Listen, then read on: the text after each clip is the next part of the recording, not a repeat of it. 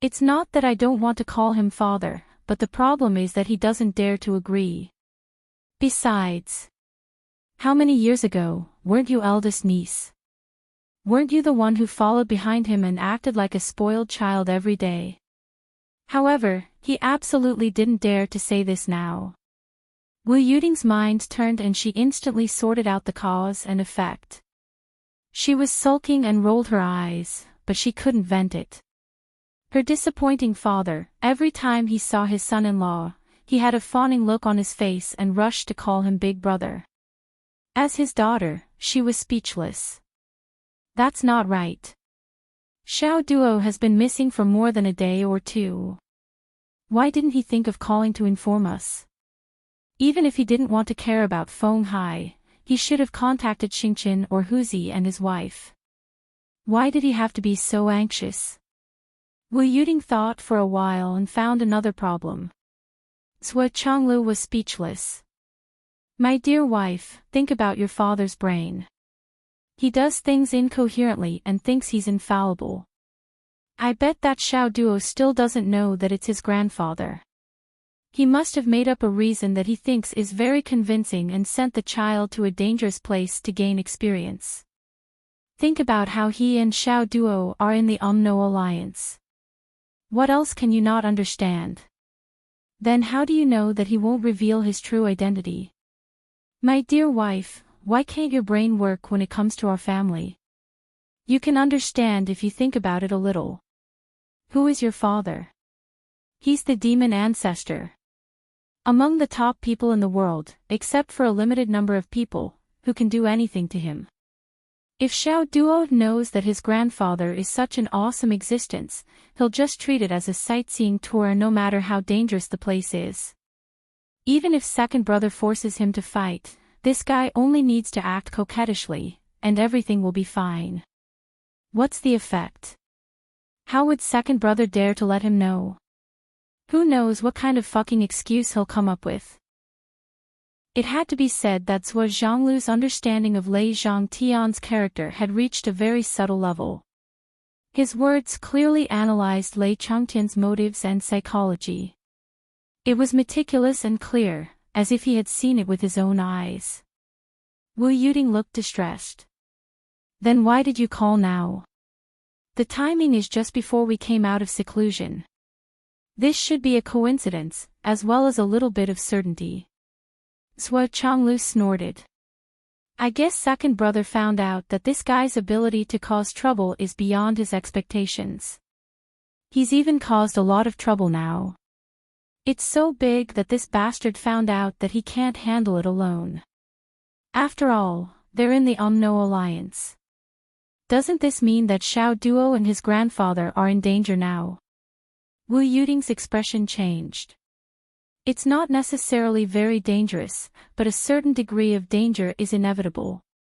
As we come out of seclusion, the higher-ups of the Umno alliance will have their concerns. Then we have to hurry. It's a 1 in a million chance. Why are you still dawdling? Wu Yuding said with dissatisfaction. Zhou Chonglu was speechless. I wanted to go there quickly, but you kept asking me questions, didn't you? But no matter how speechless he was, he didn't dare to talk reason with a woman, especially his own wife. Was his brain damaged? Feng Hai. Yun Zhonghu and Yu Dongtian looked at each other. They were both speechless and filled with sorrow.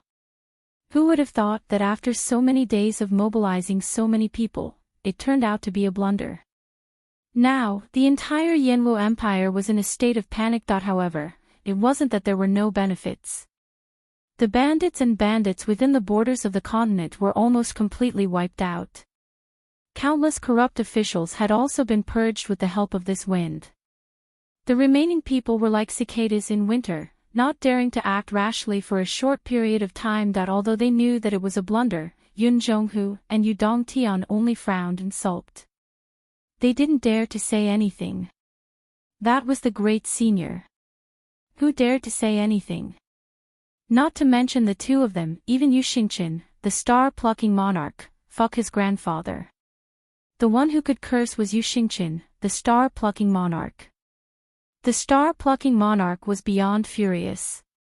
Fuck his grandfather. He had cursed this sentence thousands of times. It was the same sentence over and over again. There was no other way. Curse his mother. No way. That was his senior. She was practically his mother. How could he curse her? Curse his wife. If his wife was still alive, he could curse her. But since she was already dead, he couldn't curse her anymore. Curse his daughter. That was even more unacceptable. Therefore, Yushinchin had no choice but to fuck him. This LoveLore has a hole in his brain. His nerves are damaged. His heart is only one orifice, and it's intermittent. His brain circuit. Damn it, this bastard doesn't have a brain circuit at all. Fuck his grandfather. I'm so angry. Yushinchin was so angry that his heart, liver, spleen, stomach, and kidneys swelled. But he still couldn't vent his anger. After a long while, he finally took out his phone. He called one by one. Dao, what are you doing? Beat someone up for me. Who? LoveLore. You can't beat him.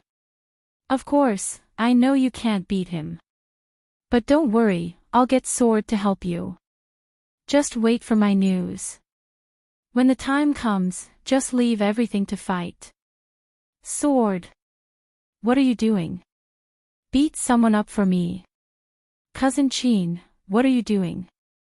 Cough cough, beat someone up for me. Your second brother. Which second brother? How many second brothers do you have? It's the father of the woman who snatched your husband from you. Then it's settled. Wait for my news. Dao, what are you doing? Beat someone up for me. You just have to focus on stabbing him. It's decided then. After contacting a few people, Yushinchin put down his phone angrily. The left and right heavenly kings, who were nearby, kept quiet out of fear. Their eyes met, and they saw the sincere shock. Beating up the demon ancestor actually required so many people to work together. Yushinchin saw their expressions and knew what they were thinking. He snorted and said, "It's not difficult to kill this old thing. But it's not easy to beat up a cultivator of his level. You two little things cultivate like turtles. If you don't work harder, Bei Gong Hao and the others will catch up with you. None of you are capable." The left and right heavenly kings looked embarrassed and swallowed their dissatisfaction. They thought, how can they catch up with us? But you, old man, if you don't work harder, we will catch up with you. Then what do we do now? What else can we do? Yushinchin said, Yun Zhonghu, go and meet your wife. Guard Shang Jing nearby. He turned to look at his son and said angrily, why aren't you guarding the Sun Moon Pass? What are you waiting for? Do you think you were demoted for 1,000 years for nothing? How can you still be so carefree? They also have sons, I also have sons, but why is the difference between our sons so big? Yu Dongtian walked away with his head drooped. He had no objection to guarding the Sun Moon Pass for 1,000 years. Now, the Dao League was fighting at the front lines. He was just going to watch the show at the Sun Moon Pass. As for the self-criticism in front of the entire army, it was even less of a problem. Back then, I was beaten up in front of the entire army more than once or twice. My prestige is still at its peak. What's the difference between this and me being on vacation? But no matter what, he is still a son. As a son, why can't I compare to that little rascal? Isn't this series of changes caused by him? Isn't it because he has good parents that he can be so successful now? If I had parents like that. Well, anyway, I can't say it like that. Seeing his son fly away without any sense of propriety, Yushinchin became more and more angry. His lips trembled. Huzi, look at your brother Tian's dog shit appearance. Tell me, how did I give birth to such a disappointing son? Yun Jonghu's mouth twitched. I have to go. Duo is waiting for me. Goodbye, uncle. Wait. Yu Xingchen grabbed Yun Jonghu and said, this, Xiaohu, look. Is there anyone suitable for your brother Tian? If this goes on, won't that kid follow in my footsteps? Hearing this, Yun Jonghu's face immediately turned ugly. It wasn't that this was difficult, but it was too difficult. Looking at the entire continent, not to mention finding a few female warriors who could match the heavenly king of the right, even finding one was like finding a needle in a haystack. During the war, female warriors died much faster than male warriors on the battlefield. This wasn't to disrespect women. It was the truth. In the face of death, men were always more able to withstand it. As for female warriors who could match the king of Swulu, they either had a large group of great-grandchildren and a huge family, or they were already married and deeply in love. Husband and wife were birds in the same boat and would not leave each other day and night. As far as Yun Jonghu knew, there was only one female martial artist who was still single and had a high enough status. She was the only female martial artist who was still single. However, Yu Dongtian didn't dare to provoke that one. Even you, Uncle Yu, wouldn't dare to act rashly. It's really rare. It's hard to find. Yun Jonghu was very melancholy. Don't worry, take your time. I'll leave everything to you. Yu Xingchen said, as long as there's a suitable one, send them to a pile. Send them to a pile. Did you think this was a betrothal? Yu Xingchen said, as long as there's a suitable one. I'll personally go to the Umno Alliance and find the Great Fire Shaman. I'll ask for 2 jugs of wine that's incompatible with water and fire. Yun Jonghu felt that his whole body was cramping. He said his goodbyes awkwardly and ran away as fast as he could. Sui Xiao Duo had already come out of the Void Extermination Tower. Otherwise, Sui Xiaonian wouldn't be able to contact him. Well, the Umno Alliance had already removed the signal jamming. Wu Du and the other great shamans had already confirmed Sui Xiao was hammering technique. Naturally, they wouldn't target him anymore. Therefore, the signal jamming was meaningless. Previously, when he was cultivating in the Void Extermination Tower, Sui Xiao Duo realized that after he had advanced to the ultimate profound realm, his cultivation progress was extremely slow. It was so slow that it was almost ridiculous. After staying in the Void Extermination Tower for a total of 6 months, which was equivalent to 2 days in the outside world, Zhanshu Juan still hadn't woken up. However, Sui Xiao Duo couldn't help but poke his head out to check on the situation. As soon as Sui Xiao Duo poked his head out, Lei Changtian, who was still nearby, naturally noticed it. However, he didn't move. If I don't move, you'll definitely think that I've left. Then, you'll have to think of a way to go back quickly. I won't restrict you anymore. You can fly, go invisible, or put on makeup. Anyway, no matter what, you just have to hurry back. If you don't go back, I'll go crazy. Seeing Sui Xiao Duo poke his head out, he even took 2 steps to test the waters. Then, he disappeared with a whoosh. After a while, he poked his head out again. He swaggered about 10 to 20 meters away before retracting his head again. He poked his head out again. He retracted his head again. Lei Changtian, who was invisible in the sky, felt his stomach ache. Why don't you come out already? No one's going to catch you. After 30 to 40 tests, Sui Xiao Duo finally confirmed that he wasn't in any danger. When he asked, he found that guy beside her. Instantly, Lei Changtian didn't dare to say anything. He only hinted to his daughter that she should leave him alone later and he would call again. Sui Changchang couldn't know about this. However, Lei Changtian never expected that this intermittent and vague phone call would completely expose him. After hanging up the phone, Lei Changtian trembled in fear for a long time before he went forward to chase after Zhou Xiaoduo. In the end, he was still worried. This little guy was a troublemaker deep down. Reality proved that a certain grandfather's worries were true. He saw that Zhou Xiaoduo had encountered a new situation at a glance and hurried over to see what was going on. He saw a burly figure in green linen clothes. His hair was messy and his hands were behind his back. He was standing in front of Zhou Xiaoduo and seemed to be saying something. When Lei Changtian saw this person from afar, he couldn't help but tremble all over. Although this person changed his appearance, how could he not recognize him? Even if you turn into ashes, I can still recognize which piece floating in the air is yours. You are the Great Flood Witch. Lei Changtian's eyes instantly turned red. The Flood Witch, his irreconcilable enemy. It was him who caused the downfall of all his brothers. It was him who hammered him twice and forced him to live in seclusion for 1,000 years to recover from his injuries. It was this bastard. Now, this bastard is actually stopping my dear grandson again. What is he trying to do?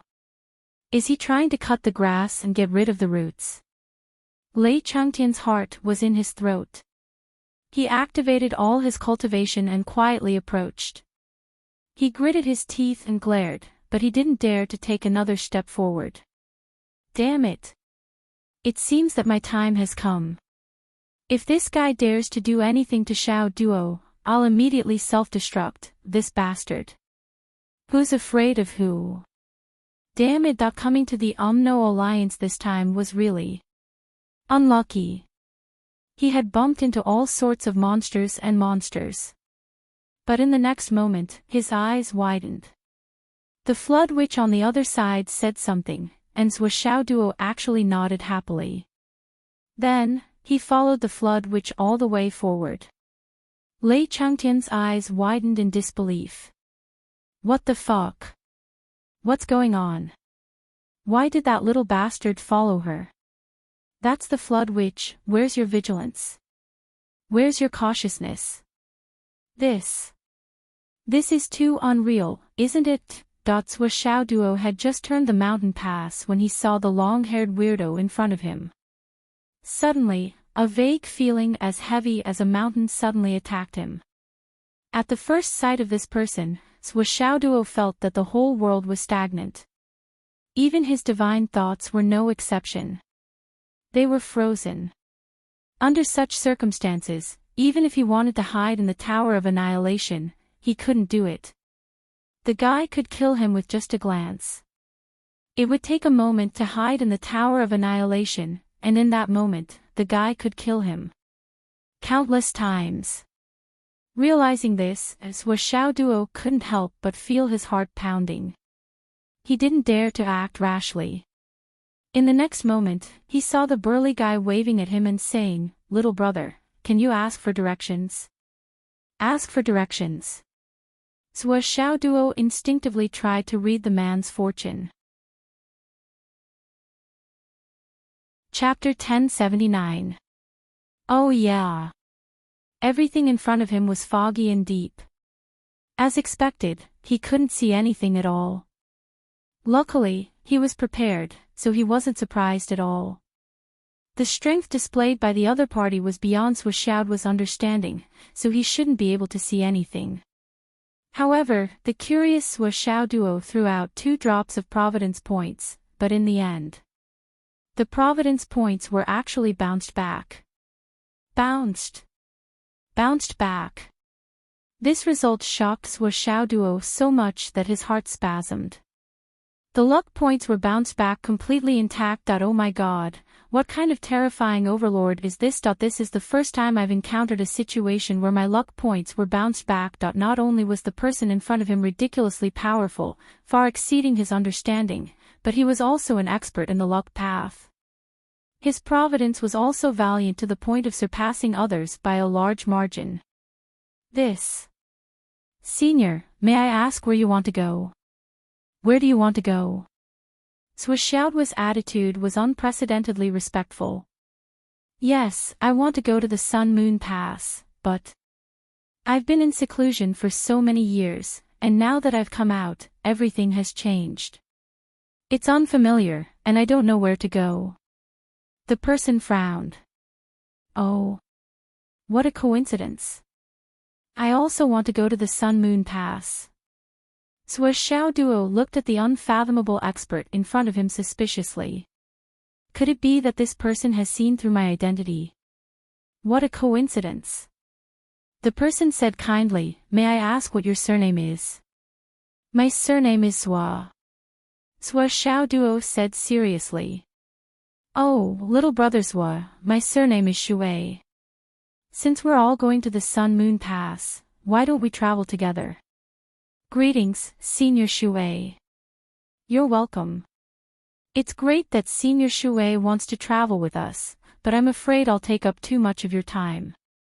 Xiao Duo made up his mind. If it was a blessing, it wouldn't be a disaster, and if it was a disaster, it couldn't be avoided. How could he resist the unfathomable strength displayed by the person in front of him? "I'm just thinking about it, so I don't mind wasting some time. Little brother, do you know if there's a city nearby? Let's go and find out where we are going." The messy-haired figure spoke in a kind tone, but the inexplicable majesty that flowed out of his body, even though he had tried his best to restrain it, was still engraved in Xiaoduo's spiritual sense that was 1,000 times stronger than an ordinary person's, causing him to feel fear. Xiaoduo's heart was pounding like a little deer. He clearly understood that the person in front of him was probably the strongest person he had ever met. Even the people's livelihood couldn't compare to it. Well, the shortcoming here was not only in terms of cultivation realm, but also in terms of overall strength and combat strength. Although Elder Wan's cultivation was pure and his realm was high, when it came to the heart of killing, his combat strength was not outstanding at all. Because he had been in seclusion for more than 1,000,000 years, it was not an exaggeration to say that he had little combat experience. Therefore, his overall combat strength was far inferior to his cultivation realm. To give a relatively direct example, Xiao Duo was able to kill opponents 2 levels higher than him. Wasn't it because his overall combat strength was extremely high, and he was even stronger than those opponents whose cultivation bases were far above his? The so-called non-battle crimes were only because many internal and external factors were not taken into account. Otherwise, how could there be so many non-battle crimes?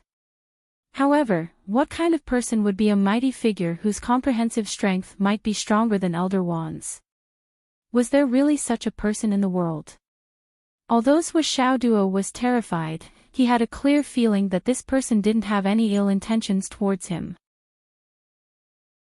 In fact, he even had a strange feeling that this person was helping a junior and taking care of him. Could it be that I've really met a good person? Xiao Duo couldn't help letting his imagination run wild. The two of them chatted along the way, and they didn't feel lonely at all. Looking at little brother's was age, your bone age and spiritual soul. You're at most in your 20s, right? However, his cultivation is not ordinary, it is pure and profound. A 20-year-old profound returnance cultivator is already rare and commendable. The depth of his foundation is far above that of many skysoar cultivators. Since ancient times, there have only been a few such geniuses. Sire Shui said. Senior is praising me too much. My cultivation isn't worth mentioning before Senior, it's like a firefly compared to the moon. Your cultivation might be inferior to mine now, but when I was your age, I was also like a firefly compared to the moon. Sire Shui solemnly replied, we've been traveling together for more than a day. Why don't we have a spar when you're feeling frustrated? I'm interested in seeing your strength and cultivation, and there's no harm in finding some problems with you. Sire Shui's words were really straightforward. He directly said that he wanted to give Xiao Duo some pointers. However, Xiao Duo rejoiced and replied, thank you, Sire Shui. At the same time, his heart was filled with anticipation. Duo knew very well that if the other party wanted to kill him, he could do it with a glare. There was really no need to spar and give pointers. Thus, Sire Shui's words must be from the bottom of his heart. It was a great opportunity to receive guidance from such an almighty being. It was an opportunity that ordinary people might not even be able to obtain even if they spent their entire lives dreaming of it. So how could Duo not be excited? The two of them entered the nearest city and asked about the direction of the Sun-Moon Pass before Sire Shui brought Duo and soared into the sky. "I'll bring you along, and I'll give you pointers when we reach a place where there's no one around."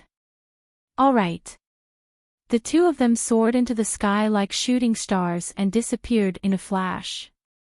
After they soared into the sky, Sire Shui waved his sleeves, and countless strong gales suddenly appeared. Instantly, the entire sky and land behind him was split into many strips. With this wave of his sleeves, countless spatial cracks appeared behind him, blocking the demon ancestor and preventing him from following them. Flood. Damn you. Lei Changtian spent a lot of effort to break through these obstructions, but when he soared into the sky again, he could no longer sense the two of them. The sky was clear, and the ground was vast. But this time, he had really lost them. "Fuck you." Lei Changtian was so angry that his lungs were about to explode. "Fuck you. Bastard. Why did you come out to stir shit? Fuck you." After searching for a long time, Lei Changtian still couldn't find any clues, and he completely collapsed. He pointed at the sky and cursed the earth, but it was useless. No matter how angry, frustrated, and depressed he was, no matter how many negative emotions he accumulated, Lei Changtian still didn't dare to be negligent, and hurriedly chased in the direction of the Sun-Moon Pass. All methods led to the same destination. The destination of the two of them was the Sun-Moon Pass. As long as he rushed there at the fastest speed, he would definitely be able to find clues about their whereabouts. But along the way, Lei Changtian was flustered and exasperated, and he cursed endlessly. "What does it have to do with you? Do I need you to jump out and cause trouble? This is ridiculous. That's my grandson.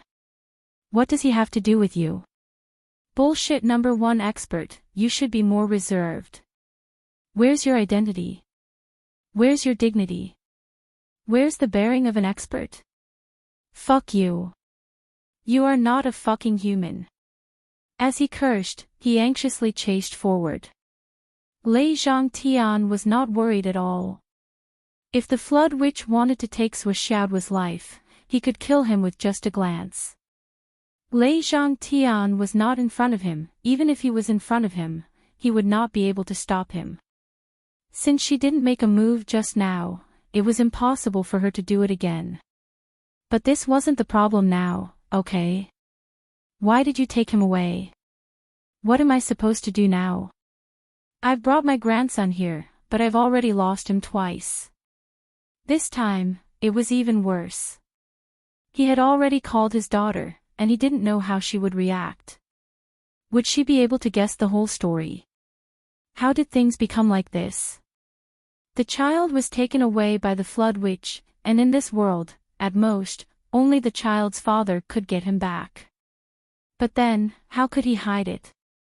Lei Changtian was so worried that his intestines were in a knot. As he ran, he heard the phone ring urgently. Ring ring ring, ring ring ring. Lei Changtian was on the verge of breaking down. There was no need to ask who was calling. Other than his own daughter, who else would call him? And this call was just made by him. The evils he brought upon himself were the hardest to bear. Lei Changtian hesitated again and again, and finally stopped in the air to answer the call. "Hello." He forced himself to calm down, and tried to make his voice as steady as possible, pretending as if nothing had happened. "Dad." Wu Yuding's anxious voice came through. "Where are you now?" Lei Changtian cursed in his heart. What's wrong? You're getting more and more impudent. You don't even care about your father anymore, and you're the only one left. But he kept replying, hey, I'm here. Where is this place again? Wu Yuding exploded on the phone. Where are you? Grumbling my ass. Hurry up and say it. Where did you take my son? Her voice was so loud that it was deafening. Lei Changtian subconsciously moved the phone away from his ear, and his face twisted even more. Cough cough. Don't worry. I just want to train him. I'm doing this for the sake of the child. Only by suffering the hardest can one rise above others. Lei Changtian said humbly. For his sake, my ass. Hurry up and tell me where he is. Where are the two of you now?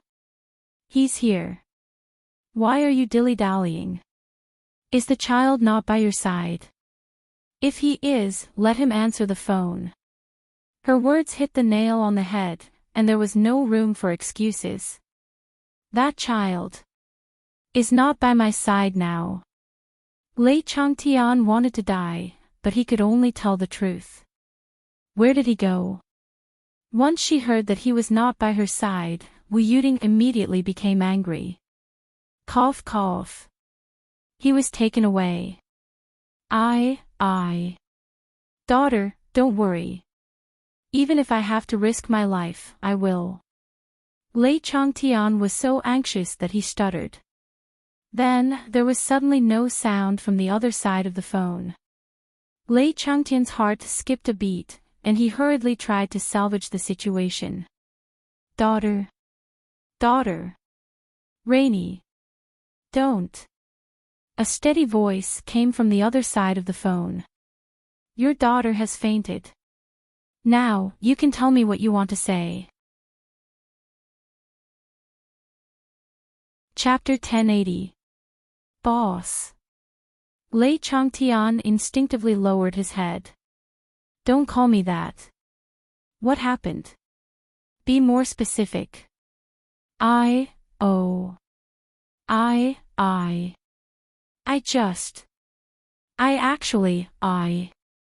Lei Changtian was foaming at the mouth and his eyes were rolling around. Who took him? Zhou Changlu was anxious. Tell me the name. He was taken away by the flood witch. Lei Changtian said dejectedly. Well, he couldn't hide it anyway. The flood witch took him. Zhou Changlu's voice inexplicably softened. He said, oh, it's not a big deal. Not a big deal. Lei Changtian was confused.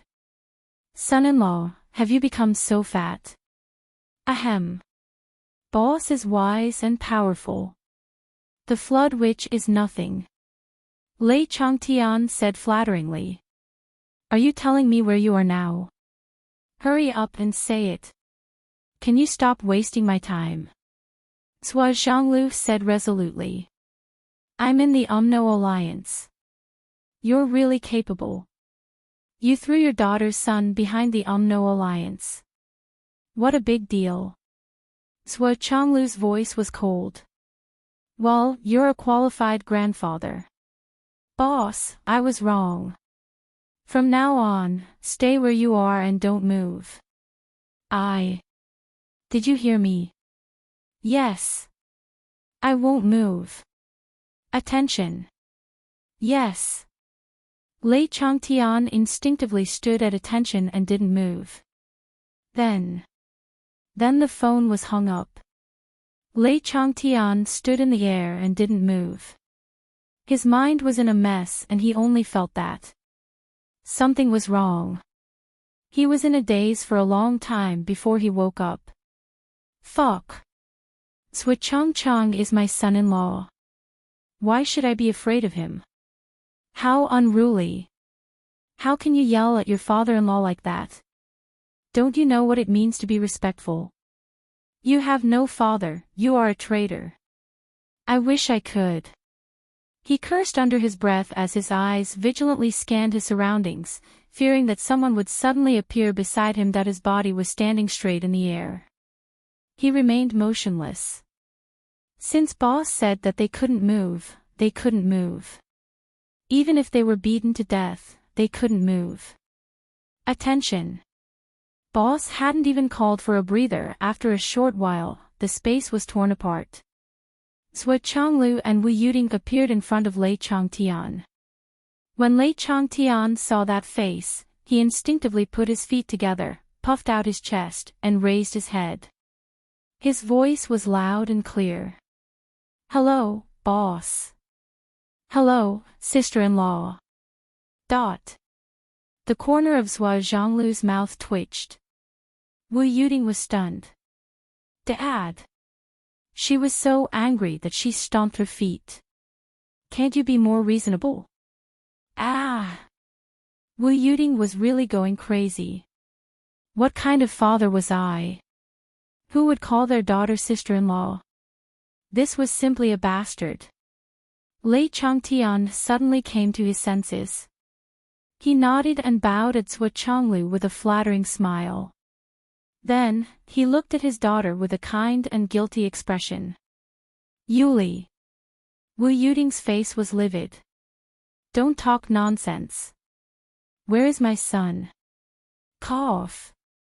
Why don't you just tell me which way the flood went?" "That way." "Then why aren't you chasing after her? Are you just standing here like a fool? Are you waiting for Xiao Duo to come back and find you?"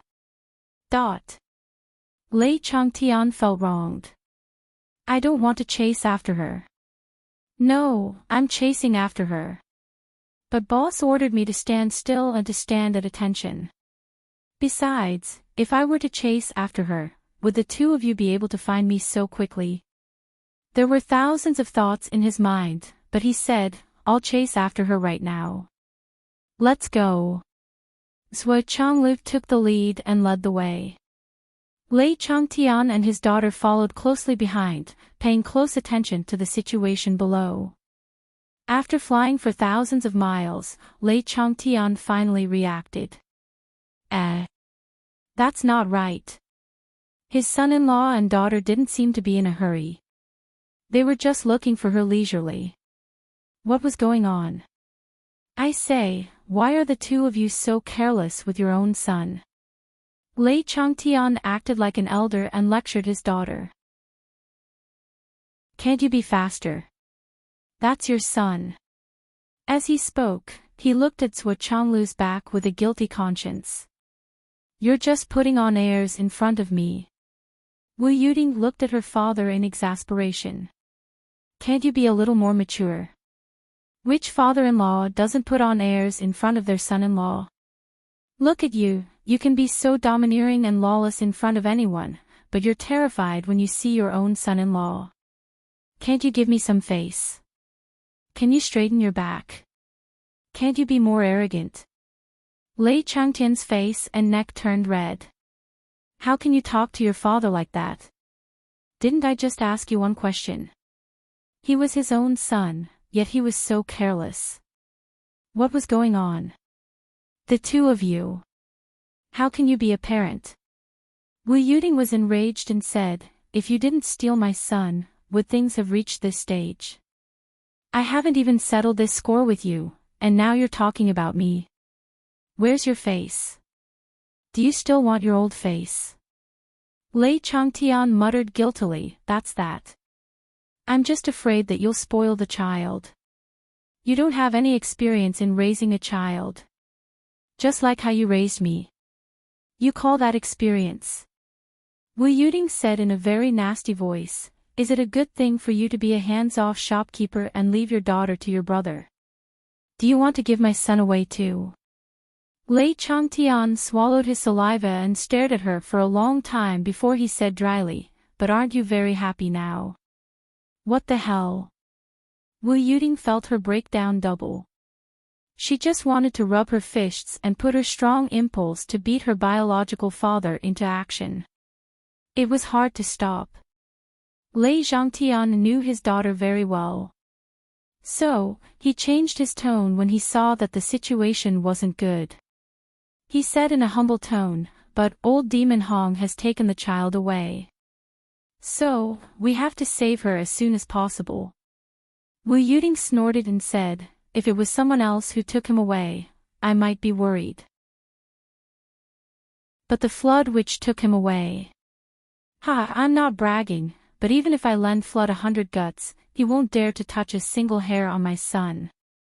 Lei Changtian opened his mouth wide and looked at his daughter with a face full of confusion. That bastard Flood dares to hurt Xiao Duo. Wu Yuding looked up and said arrogantly, not only does he not dare, but he also has to serve me well. He also has to give my son a lot of gifts and carefully flatter him. He might even guide my son in his cultivation and do his best. What the hell? Lei Changtian's mouth opened wider and wider. He was scared silly by his daughter. Daughter, take it easy. You're bragging a little too much. Flood is recognized as the #1 in the world. He's the most dangerous person in the world. Looking around, he reminded her in a low voice, we're in the Umno Alliance now. It's their territory. Looking at his daughter, the demon ancestor was really puzzled. In his impression, his daughter had always been a good girl. She never bragged. Why did she learn all this after following Zhou Changchang? If Zhou Zhanglu or anyone else heard this, they would probably spit on his face. I don't know how your daughter got the nickname Rain Demon. How do you have the face to say something like, good girl? Which family's good girl can be called a demon? It's only because she followed me and was influenced by me that she became a good wife and mother. She helped her husband and taught her son. However, Lei Changtian still looked at his daughter from the corner of his eyes. He then looked at his son-in-law. His stomach was full of resentment. Flood doesn't dare to touch your son. Why? Ha ha ha. I'm so scared of you. Where did you get your confidence from? Not only does he not dare to touch your son, but he also has to be served with good food and drinks. He also has to give your son a lot of gifts. And teach him martial arts. And that I'm not looking down on you too. Even the two of you can't get the same treatment as the Flood Witch. Not to mention your son who's still wet behind the ears. You're really bragging to the heavens. However, Lei Changtian thought about it and felt gratified. After all, he was the one who brought the child out and lost it. His daughter said this to lighten the burden in his heart. Ah, a daughter is still the best. A daughter is like a father's cotton jacket. Although she's fierce on the surface, she's still thinking about me in her heart. With this thought, Lei Changtian was so touched that he almost cried. The demon ancestor just followed the couple and flew forward. Even though he was scolded by his daughter until he had goosebumps, his heart was still very warm. He didn't refute a single word. His attitude of admitting his mistake was very good. My daughter is saving me. It's like when a child gets into trouble and is found at home, the parents always beat their child up first. Obviously, I've already beaten him up. You don't have to beat him up. This way, Zhou can calm down and won't find trouble with me for this matter. At the end of the day, it's still better to have a daughter. Along the way, he unknowingly flew over 10,000 li. On the other side, Zhou Xiaoduo followed this Sire Shui and flew forward. Basically, it was Sire Shui who flew with him. With a whoosh, he tore through space and took a step forward with Zhou Xiaoduo. Zhou Xiaoduo's cultivation wasn't high enough, so he was far from being able to tear open space, let alone travel through it. However, he still knew the principle and difficulty of tearing open space. But because he knew, he couldn't help but become more confused. Were they going to the Sun-Moon Pass or in another direction? To Zhou Xiaoduo, tearing open space was an extraordinary method to travel. The so-called sense of direction was completely meaningless to him. After tearing open space 3 times in a row, the two were now in a snowy valley surrounded by towering mountains that had accumulated snow for God knows how many years. Little brothers today's journey together is also a kind of fate. Sire Shui placed his hands behind his back and said indifferently, "This old man doesn't have anything else to show. Only my cultivation is passable, so I'll be a little arrogant and spar with you." Chapter 1081. Thank you for your pointers, Sire Shui. Zhuo Xiaoduo was even more certain that this old man was a hidden expert. This old man's cultivation was extraordinary, and now that he was willing to give him pointers, it was his great fortune. What was he waiting for? Who cares if he's from the Umno Alliance or the Tao League? He had to improve himself first. It would probably take a long time for him to defeat such a powerful existence. Now that he owed this favor, he just had to remember to repay it in the future. Senior Shui, please. Zhuo Xiaoduo did not hesitate as he took out his kitty hammer. At this moment, he definitely couldn't hold back. If he took out his sword, what would he do if the other party gave him some pointers after the sparring session? After breaking through to the returning profound realm, he had yet to truly temper himself. During the battle with the demon race, aside from the short duration, his foundation was still unstable, and his state of mind was lacking. Although it couldn't be said that it didn't have any effect on strengthening his foundation, it wasn't much. But now, it was a rare opportunity for him to experience actual combat. He believed that the opponent before him could be on par with him for a long time.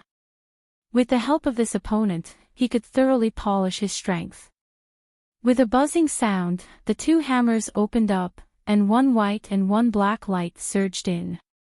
At this moment, Sire Shui's eyes were filled with shock, and even a little shock.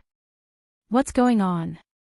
The last time he saw this pair of hammers, they were clearly ordinary weapons. At most, they were made of unique materials and could be considered as killing weapons on the battlefield.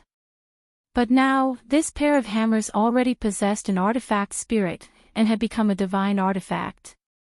Furthermore, it wasn't just one artifact spirit, but two. Furthermore, it wasn't just two ordinary artifact spirits, but two artifact spirits, one yin and one yang. This was clearly a peak Xiantian divine artifact. What's going on? What happened during this period of time that I don't know about? Zhuo Xiaoduo held the hammer with both hands and split it to the left and right. Suddenly, two rays of light, one black and one white, circled around his body. In the blink of an eye, they formed a black and white circle of light. Before the twin hammers could truly be used in the form of moves, they had already shown the combination of yin and yang, and the aura of strength and gentleness. Even an almighty like Sire Shui couldn't help twitching his lips at the sight of this. What the hell, that he's so monstrous that even I can't believe it. Come. Sire Shui no longer had his hands behind his back. Taking a deep breath, he slowly raised his hands with one palm in front of the other. As a precaution, he decided to raise his cultivation to the Sky Soar realm first. After the previous battle, Sire Shui knew that he wouldn't be able to do anything to Su Tao if he was only at the same level as Su Tao. The battle had yet to begin, but Zhuo Xiaoduo could already feel a huge pressure coming at him. At this moment, he couldn't help roaring, "Hammer!" The hammer in his left hand moved slightly, drawing an extremely small arc, but the movement instantly caused a hurricane to follow, smashing over with the force of a thunderbolt. Hearing the word hammer, Sire Shui's expression changed. Sire Shui's face changed once more as he bitterly smiled. It looked like this brat wanted to practice all the hammer arts after finding a free laborer like him. Starting from the hammer. But the hammer, all the way to the various hammers that Su Tao had practiced. Was he going to smash me over 10,000 times? Su Tao wasn't holding back at all. He was truly going to devour me without leaving any leeway. When the battle started, Duo, who had just made his move, had already transformed into a whirlwind and rapidly soared into the sky. A sledgehammer, mixed with the power of lightning, brazenly descended. He was going all out. Sire Shui's gaze turned grave as he flipped his hand and sent out a silent palm that collided with the left hammer of the 9-9 kitty hammer. Boom! A muffled explosion resounded. The hammer, which had an astonishing momentum, was instantly extinguished. Duo actually had a feeling of being unable to continue. The smooth inertia brought about by the hammer was actually broken. Duo was overwhelmed with shock as he raised his head. His eyes were filled with shock. This was the first time that he had encountered such a situation. Someone was actually able to stop the momentum of the 9-9 kitty hammer with just a palm. But when his vision was blocked by the gigantic kitty hammer, Sire Shui's feet actually loosened a little and he was pushed back by an inch from the impact. Even Sire Shui couldn't help exclaiming in surprise. This brat's strength. Although the attack of the left hammer was extinguished, Duo's battle heart did not decrease. With a roar, the hammer in his right hand smashed down. This time, the might of this hammer was even more ferocious than the previous one. At this moment, the two of them were in a completely different state of mind. They were both shocked in their hearts. Duo was shocked. His opponent's strength was only in the Skysoar realm, and he had fought plenty of people in the Skysoar realm. But this Sire Shui was actually able to receive his hammer with his bare hands. He was truly an extraordinary expert. Not only was his cultivation terrifying, but his technique was also extraordinary. When Duo was in the God-reigning realm, he was already able to fight against Skysoar realm cultivators in White Mountain City. Back then, he had killed more than 1 or 2 Skysoar realm cultivators. Now that he had reached the Returnal Profound realm, he thought that killing Skysoar realm cultivators would be a piece of cake for him. He even thought that he could deal with Dao integration experts easily. But at this moment, his opponent was really able to receive his hammer with his bare hands. It was truly unimaginable. On the other hand, Sire Shui was shocked by Duo's cultivation. Just the first hammer strike was enough to make Sire Shui feel that something was amiss. Or rather, it was unusual. It hadn't been that long since the last time he saw Duo. Naturally, he felt that he knew Duo's level very well. His evaluation of Duo was based on the progress he made in his cultivation path at that time. Even his fighting skills were based on the growth of his strength at that time.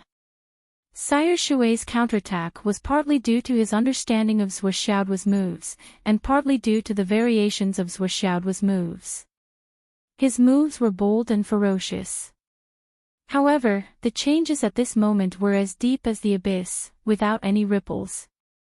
These were the different interpretations of the impermanence of water. It could be like the opening of the floodgates of the Yangtze River, unstoppable and unstoppable. It could also be like a clay ox entering the sea, indifferent and unperturbed. As for the first hammer strike just now, it seemed like it was still a hammer technique that he had created himself. He was able to deal with it as if it was his own arm and finger. However, the moment he truly came into contact with it, he was shocked to discover that there was a new change in the force within it. Initially, it was a tyrannical technique. But now, it was a combination of yin and yang. Water and fire came from the same source, and the sun and moon shone together. It was something that Sire Shui had never expected. Although it wasn't difficult for Sire Shui to deal with it, he still had to put in a little more effort to deal with it. At the same time, there was also some residual energy in his feet that caused him to retreat an inch. "You're pretty good." This Sire Shui was naturally the Flood Witch. Due to Duo's death-seeking actions, the entire Umno alliance was after Duo's life. It could be said that all parties were on the move, and they even used all sorts of methods to cut off communication between the Omno Alliance and the outside world. This situation naturally made the Flood Witch feel uneasy. If this had happened before the appearance of the Crown Prince's Academy, even if Suo had the title of his godson, the Great Flood Witch would not have interfered with the Wizard Alliance's encirclement on the entire continent. Life and death were up to fate. Since you're here, then you have to bear the consequences. If you're really killed, then it can only be attributed to your bad luck and strength. On the other hand, if others were killed by you, then it's just the survival of the fittest on the battlefield. There's nothing much to say, and no one has to be your nanny. However, ever since the incident at the Crown Prince's Learning Palace, the Flood Witch's thinking had undergone a fundamental change. An invincible enemy was about to return, and the 3 continents were so weak to the bones. How could they resist the enemy? As of now, the plan to raise venomous insects at the border was already the limit. It would be of limited use in the upcoming war. The Omno Alliance was surrounding Suo, but they were restricted by the token of gratitude. The Flood Witch could imagine how tragic this encirclement would be. The Flood Witch knew better than anyone how strong her godson's cultivation was. With that kid's attainments and the 1,000 Souls Nightmare Hammer, his strength that was hundreds of times stronger than others, and his stamina that was close to tireless. The Flood Witch clearly understood that even if they could successfully kill Suo in this battle, the Omno Alliance's losses would be disastrous. Perhaps half of the Omno Alliance's outstanding warriors, God Reigning and Gue Xian, would be killed by Suo alone, or maybe even more. This wasn't something that was impossible, but rather something that was almost certain to happen. At this time, suddenly losing so many backup forces was simply a stupid thing to do. Especially after the ice abyss which came out of the demon forest, the first thing she did was to call the Flood Witch. Boss, I'll tell you a piece of good news. You'll definitely want to hear it. Spit it out. Your godson, while being chased by us, has already broken through to the Gue Xian realm. He's not at a disadvantage against the Sky Realm and Peak Sky Realm cultivators. He's really good. That pair of hammers is really satisfying. He smashed out an 8-lane highway paved with blood alone in the demon forest. It's more than 1,000 kilometers long. Hearing this explosive news, the Flood Witch didn't know how to feel for a moment. Chapter 1082. The Deep Ice Shaman was still blabbering on, like father, like son. Although your adopted son isn't related to you by blood, the hammer technique he learned from you is really good. Not to mention that ordinary Skysoar realm cultivators won't be able to withstand a few strikes from his hammer, even Dao integration stage cultivators would be able to contend against him. Unfortunately, it would be great if that kid was your biological son. The Flood Witch didn't say anything else and hung up the phone. Nothing good comes out of that icy witch's mouth. She should have hung up the phone as soon as he finished talking. If she really allowed him to continue, who knows what nonsense he would say. Just at the end of his speech, he had already started to spout nonsense. However, this phone call also made the Flood Witch realize that the pursuit couldn't continue. Suo had already broken through to the profound returning realm. Not only were ordinary Skysoars no match for him, but even peak Skysoars were gradually becoming helpless against him. This was the evaluation given by Bing Ming. With Bing Ming's eyesight, even if it was biased, it should not be too far off. Suo's own comprehensive combat strength should be calculated according to the real combat strength of a Sky Fairy, or even the combat strength of a super genius Sky Fairy above the middle stage. Facing such a freak with such overall combat strength, if they still followed the rules of the token of gratitude and made the Omno Alliance's profound returning incineration order self-detonate one by one, they would only be sending themselves to their deaths in vain, and it would be impossible to kill the target. The Flood Witch naturally wouldn't forget that kid's spatial extermination pagoda, which she had personally enhanced. Considering all the above factors, it could be said that this kid was already in an invincible position after breaking through to the next realm. Thus, the pursuit couldn't continue.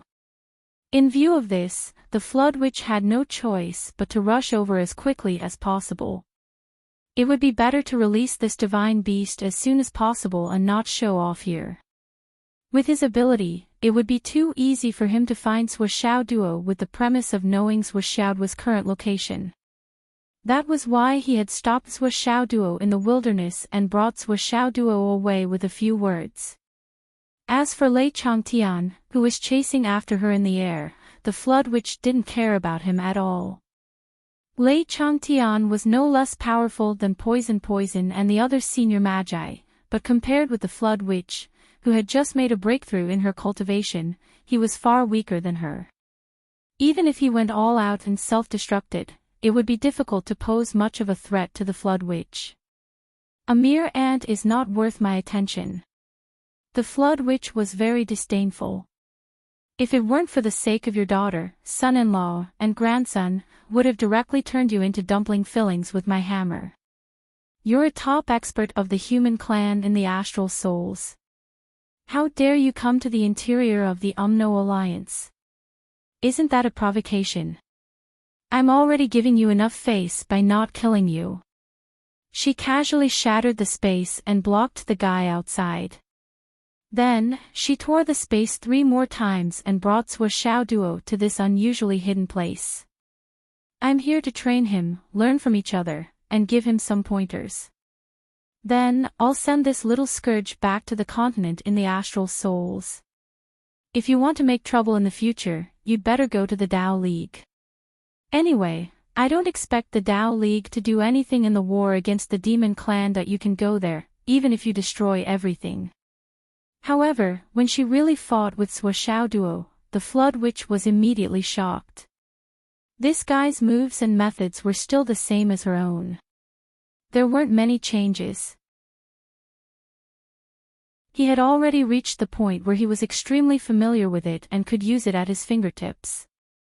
However, it was not surprising that this only required the accumulation of time and effort. However, the feeling in the bones of his moves and routines was unexpected. The Flood Witch vaguely felt that it was actually something very useful and valuable to her. It seemed that the way he used his strange power. Or was it the direction that she had been looking for but couldn't find? This perception made the Flood Witch immediately stack up his spirit. Her pair of flesh palms flew up and down. She stood straight and didn't retreat an inch. She fought with Duo. Quietly and without any ripples. That's right, quietly and without any ripples. In order to hide her identity, the Flood Witch had already made up her mind to change her usual moves. Her attacking style was also very different from before. Now that she was fighting with Duo, she was purely focusing on neutralizing the opponent's attacks. In any case, the Flood Witch knew all of Duo's moves, routines, and subsequent changes. Thus, she could naturally know all of them and take the lead. They had only exchanged a few moves, but Duo was already full of admiration for him, to the point of prostrating himself on the ground. He was really convinced. The cultivation and strength of this Sire Shui in front of him had directly refreshed his understanding of martial arts. There was actually such an expert in this world. Using his palms to fight against a divine artifact, the strength that Sire Shui displayed was only 1 level higher than him. It was simply unimaginable. Duo couldn't even imagine the strength of his cat's hammer. With Bai Bai and Zhou's support, the strength of each hammer was at least a few million caddies. If he used his full strength, even a force of a few million caddies wouldn't be a problem. However, the other party's palms were clashing head-on with each hammer. He didn't even take half a step back. On the contrary, the recoil caused his hands to feel numb. How could Zhou Xiaoduo know that the Great Flood Shaman's current technique was already used to eliminate and redirect the opponent's strength as much as possible? It was only a small portion of the strength that was reflected back. If it was purely a clash of strength, the strong would win and the weak would lose. Zhou Xiaoduo's situation would only be more bleak. What made Zhou Xiaoduo even more surprised was that Sire Shuwei was giving pointers as they fought. Your hammering skills are pretty good, but I'm afraid that you're taking things for granted when you're using the hammer. That's why your movements are too smooth.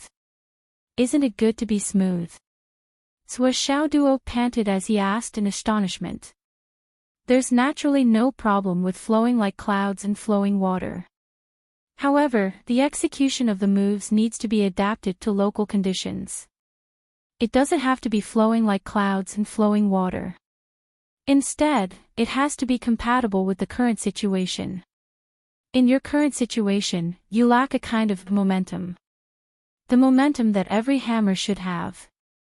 The Great Witch of Flood's voice was clearly transmitted to Zhou Xiaoduo's ears even in the midst of the muffled sounds of the collision. Every hammer strike must have power. What kind of momentum is this? This kind of momentum means that every hammer strike has its own independent rhythm. It's mixed with a unique comprehension and a deterrence to the enemy. Before the hammer strikes, the momentum is already heaven-shaking. The next hammer strike will definitely exterminate life. Putting it in the simplest terms, it's that when you fight now, others will only say that your hammering technique is formidable and domineering. Have they ever said that one of your hammering techniques is formidable, sharp, and unshakable? So, do you understand? A hammering technique is different from a single hammer strike. At this moment, there was no one around, so the Flood Witch no longer had any scruples. She casually gave pointers and imparted everything that she had learned in her life. I understand a little. Well, you have to know that every hammer strike has its own style and charm. There's no conflict. Even if you deliberately leave a gap, as long as the momentum of the hammer is still there, the power is still there. It's still difficult for the enemy to use this gap to attack you, because it's not a flaw in the bones, but a trap. It's like flowing water. Hundreds of rivers converge and surges forward. How can the destructive power be stronger? The follow-up force must be strong enough. In that case, the destructive power is the strongest in potholes. If the whole journey is a flat plain, then no matter how huge the flash flood is, other than the initial outburst, it will inevitably follow the path obediently and rush into the sea. It will be difficult to cause more damage along the way. On the other hand, if the surging water suddenly encounters a certain obstacle, it will show a situation of rolling up thousands of feet of snow. It will then flow in all directions and destroy everything around it. When the water flows under the bridge will be fine.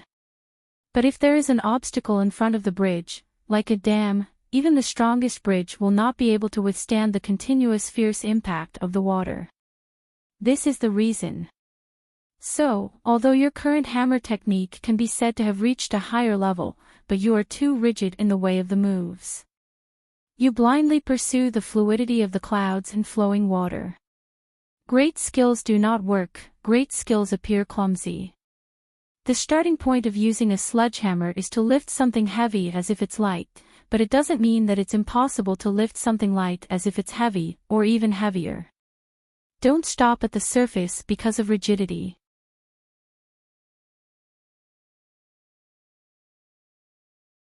Chapter 1083.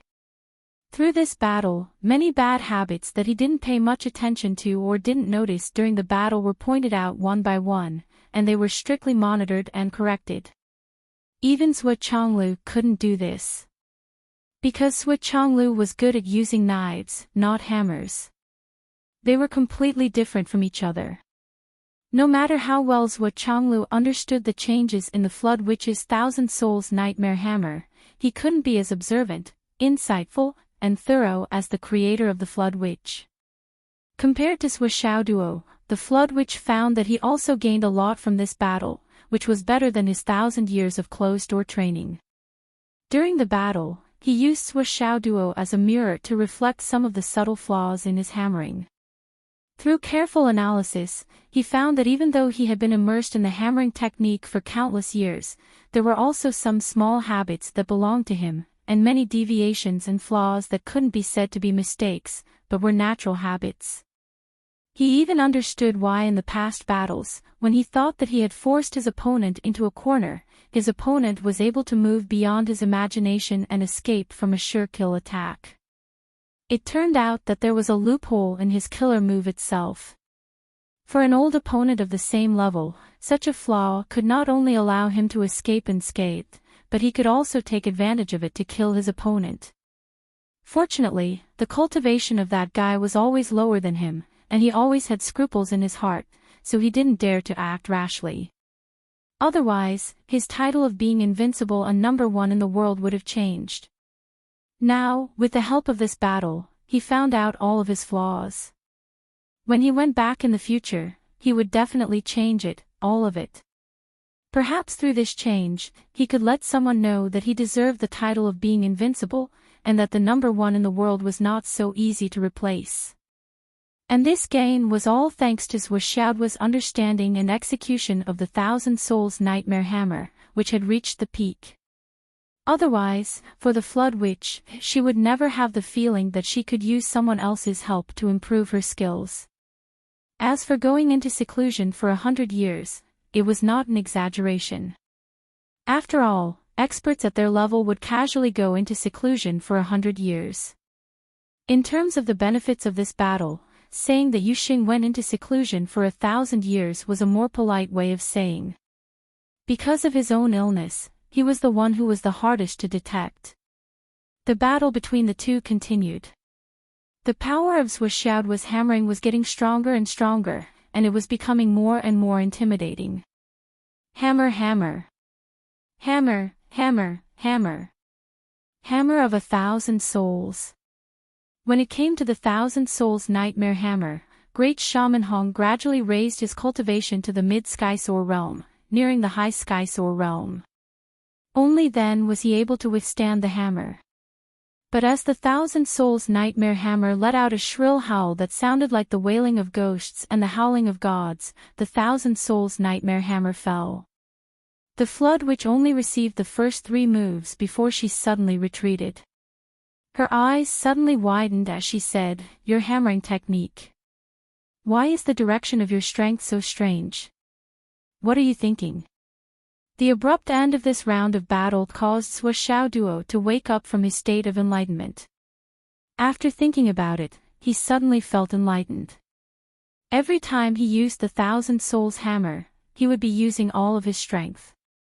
At that time, due to Bai and Jiu's yin and yang energy, the yin-yang hammer's circulation path would unconsciously overlap with the 1,000 Souls Hammer's water and fire paths.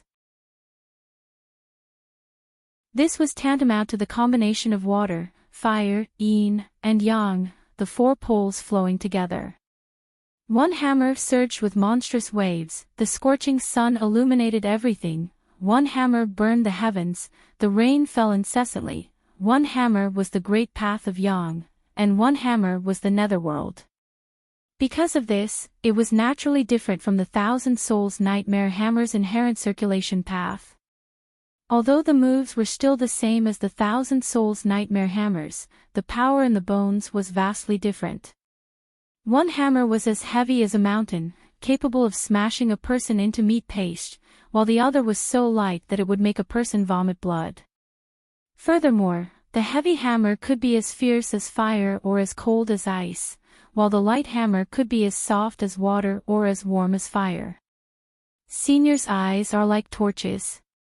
Just now, I fused another hammering technique that I've just comprehended into the previous one. Because I felt that the fusion of the two would be beneficial, so. Another hammering technique. Is it another power that's different from the combination of fire and water? Senior's eyes are correct. It's a power that combines yin and yang. I call it the yin-yang hammer technique. Yin-yang hammer technique. The Flood Witch frowned and pondered. It wasn't that Swishoudwa's battle prowess had shocked him. In fact, Swishoudwa's usage of the hammer was very crude in terms of technique. Calling him a novice was already giving him too much credit. With his current cultivation level, using such a hammer technique would at most create an element of surprise in the face of a strong enemy, and even have a chance to save his life. In terms of lethality, destructive power, and combat power, it was far inferior to the pure Thousand Souls Nightmare Hammer. The so-called Four Poles Parallel Flow was just a preliminary creation. It was far from being at the level where he could control it as he wished. Naturally, it couldn't be compared with the Thousand Souls Nightmare Hammer, which had been refined and perfected long ago. However, the Flood Witch was an expert. Whether it was in terms of eyesight, knowledge, or experience, he was keenly aware that he was much better than the others. Although this hammering technique was just a preliminary creation, its concept was far superior to his original combination of fire and water. It was absolutely extraordinary. If he could comprehend it thoroughly, the power of the Thousand Souls Nightmare Hammer would be doubled, or even many times. This was an absolutely genius idea. It was an unprecedented and astonishing creation. Again, the Great Flood Witch exhorted, "It's better to use this method to your heart's content and let me have a good look." Okay. After a full hour and a half. During this hour and a half, the Flood Witch didn't say a word. He didn't give any advice. Instead, he focused on fighting Swishoudwa. He even increased his strength as the battle progressed. In the end, his cultivation had reached the peak of the Skysoar realm. With his bare hands, he completely suppressed Swishoudwa's 99 kitty hammer. At this point, the battle was no longer as silent as before. Rumbling sounds could be heard as the battle grew louder and louder. It was becoming more and more earth-shattering. The Flood Witch wanted to see how powerful Swishoudwa's Thousand Souls Nightmare Hammer was. He changed his previous strategy of eliminating and dispelling. He no longer suppressed the impact of the hammer on the surroundings. This was because he wanted to observe and confirm the various changes caused by the refraction of the hammer's power. This caused avalanches to occur continuously in the surroundings, causing the mountains to collapse one after another. The so-called earth-shattering and mountains collapsing was nothing more than this. Swishoudwa's group of three flew at a leisurely pace. After knowing that it was the Flood Witch who took his son away, he naturally wasn't worried. After all, his son was also the Flood Witch's godson. Perhaps the Flood Witch dared to kill anyone in this world.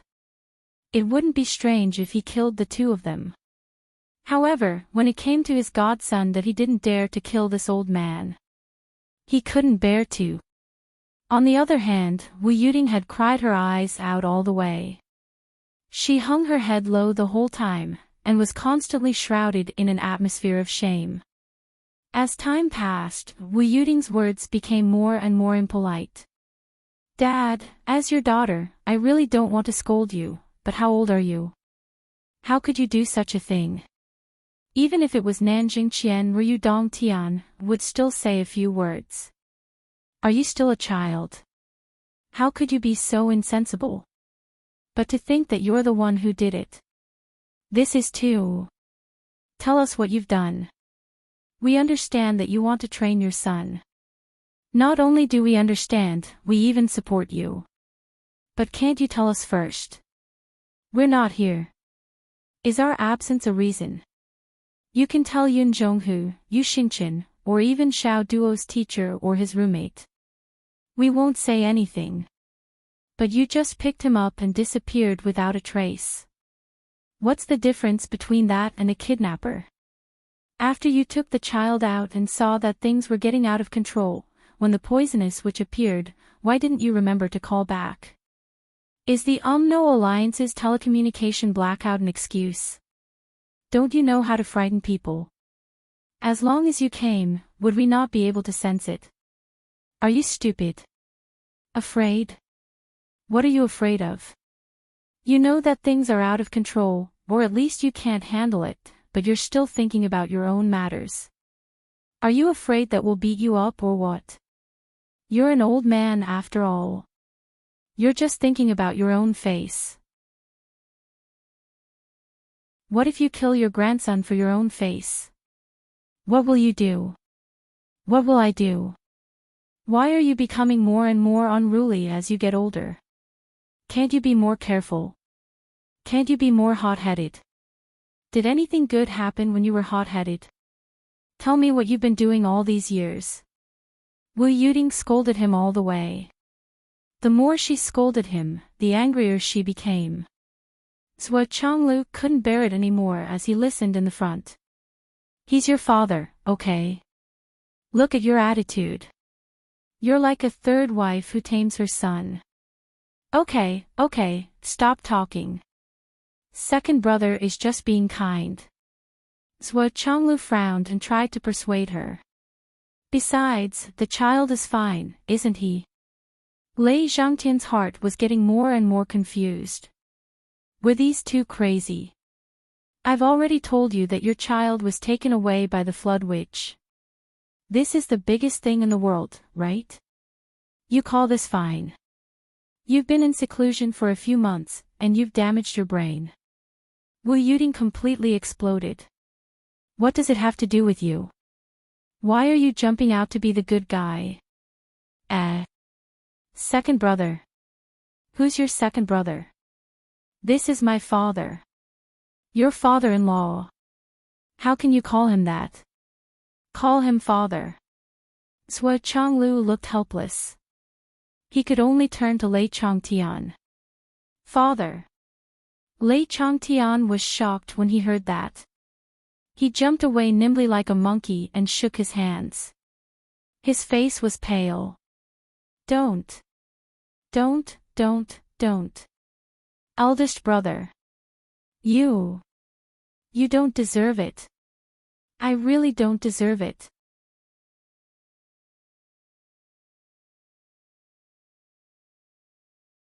How about now?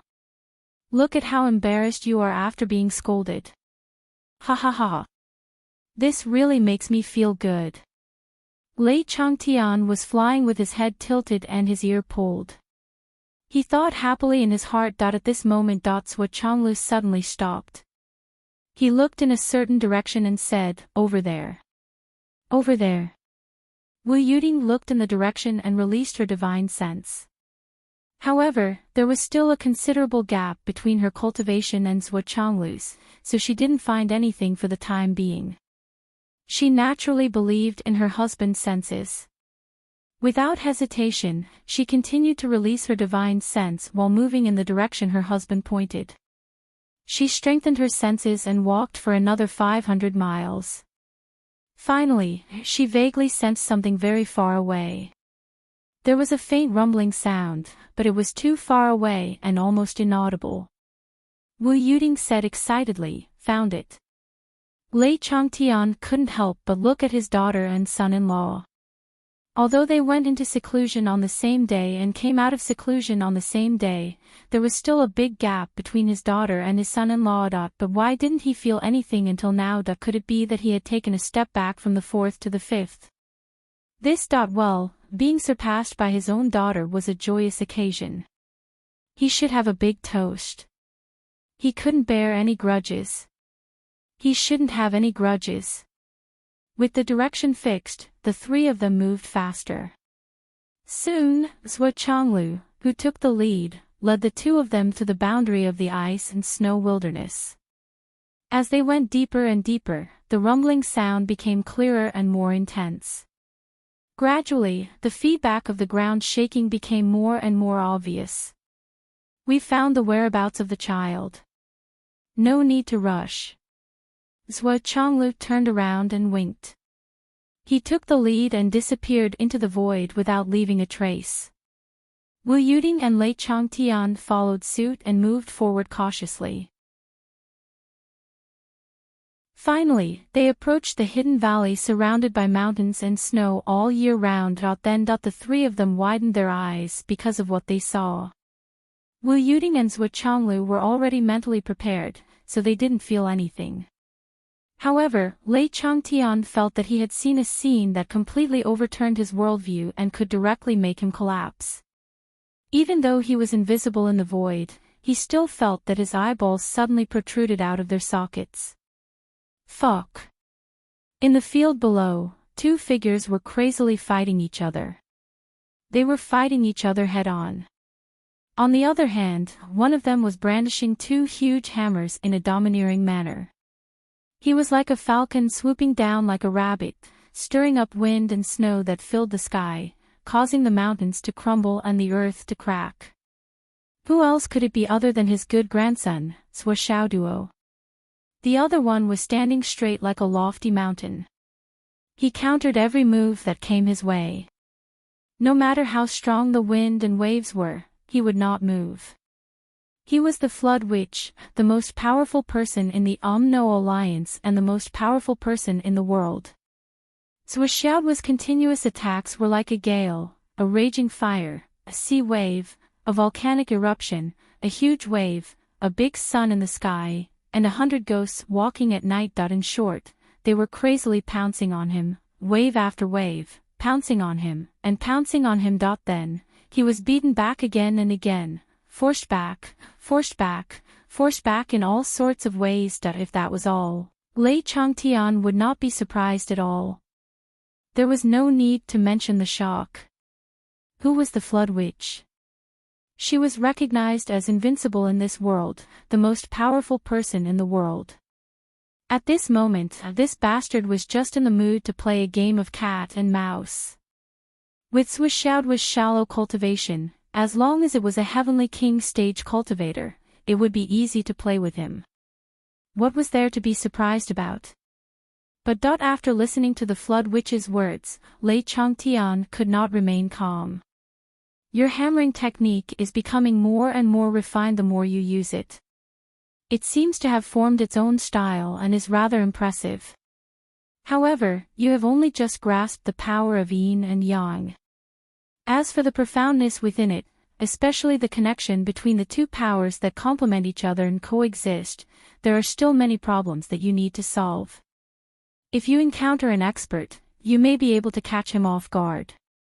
However, if the stalemate continues for a long time, the opponent will easily discover your weakness. As long as they aim for the subtle moment when the yin and yang are connected and switch between your hammering technique, you will be unable to resist and will be in danger.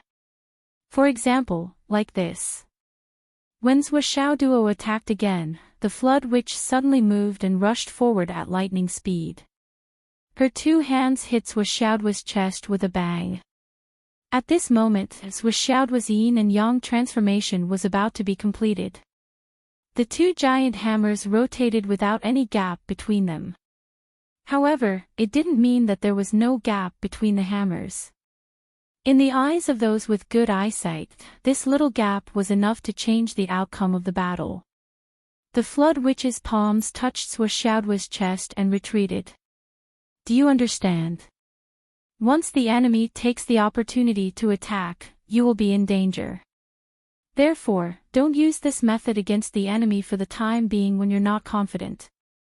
Usually, only use your hammer technique. As for this technique, you still need to study it carefully. Even if you're in a dangerous situation, try to use it as little as possible. It can be used to win by surprise, but it can't be used as a weapon to defeat the enemy and win a prolonged battle. There's another thing.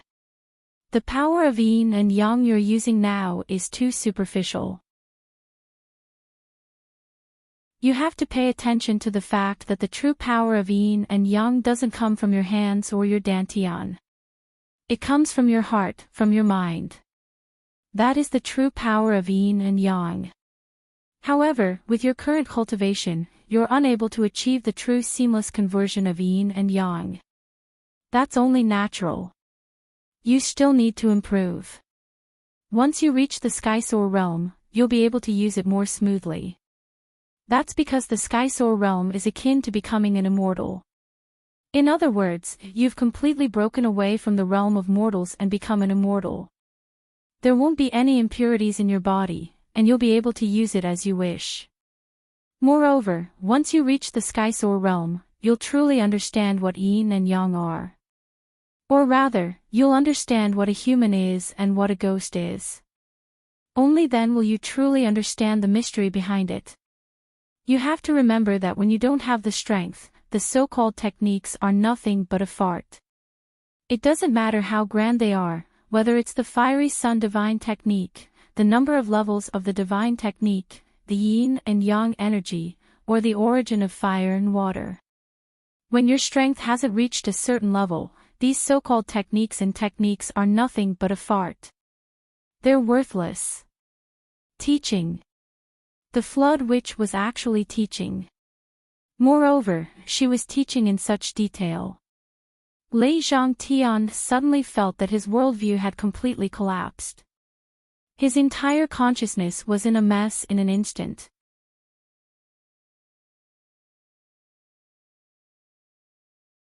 Chapter 1085.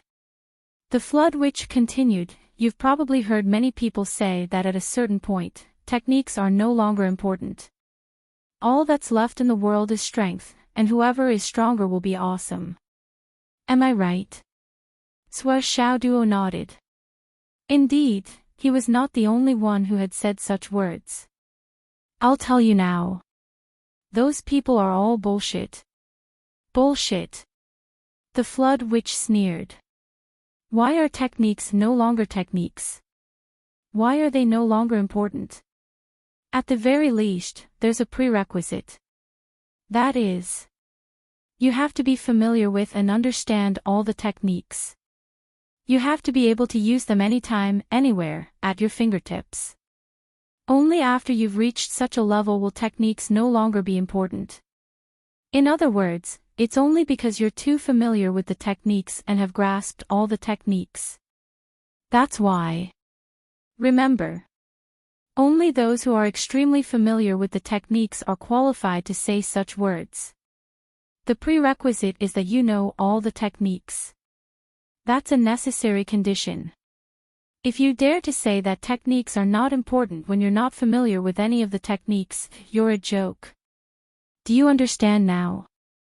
If you really dare to say that techniques are not important, it's only because you've grasped them too well that they're not important. It's just like those rich people on the world's billionaires list who say that money is just a number to them. It's the same principle. If you're in the Skysoar realm and you're facing a soul transformation realm cultivator, you naturally won't need to use any techniques. If you still need to use techniques at that time, you'll be too stupid. But if you're in the Skysoar realm and you're facing a Dao integration realm cultivator, why don't you try using techniques?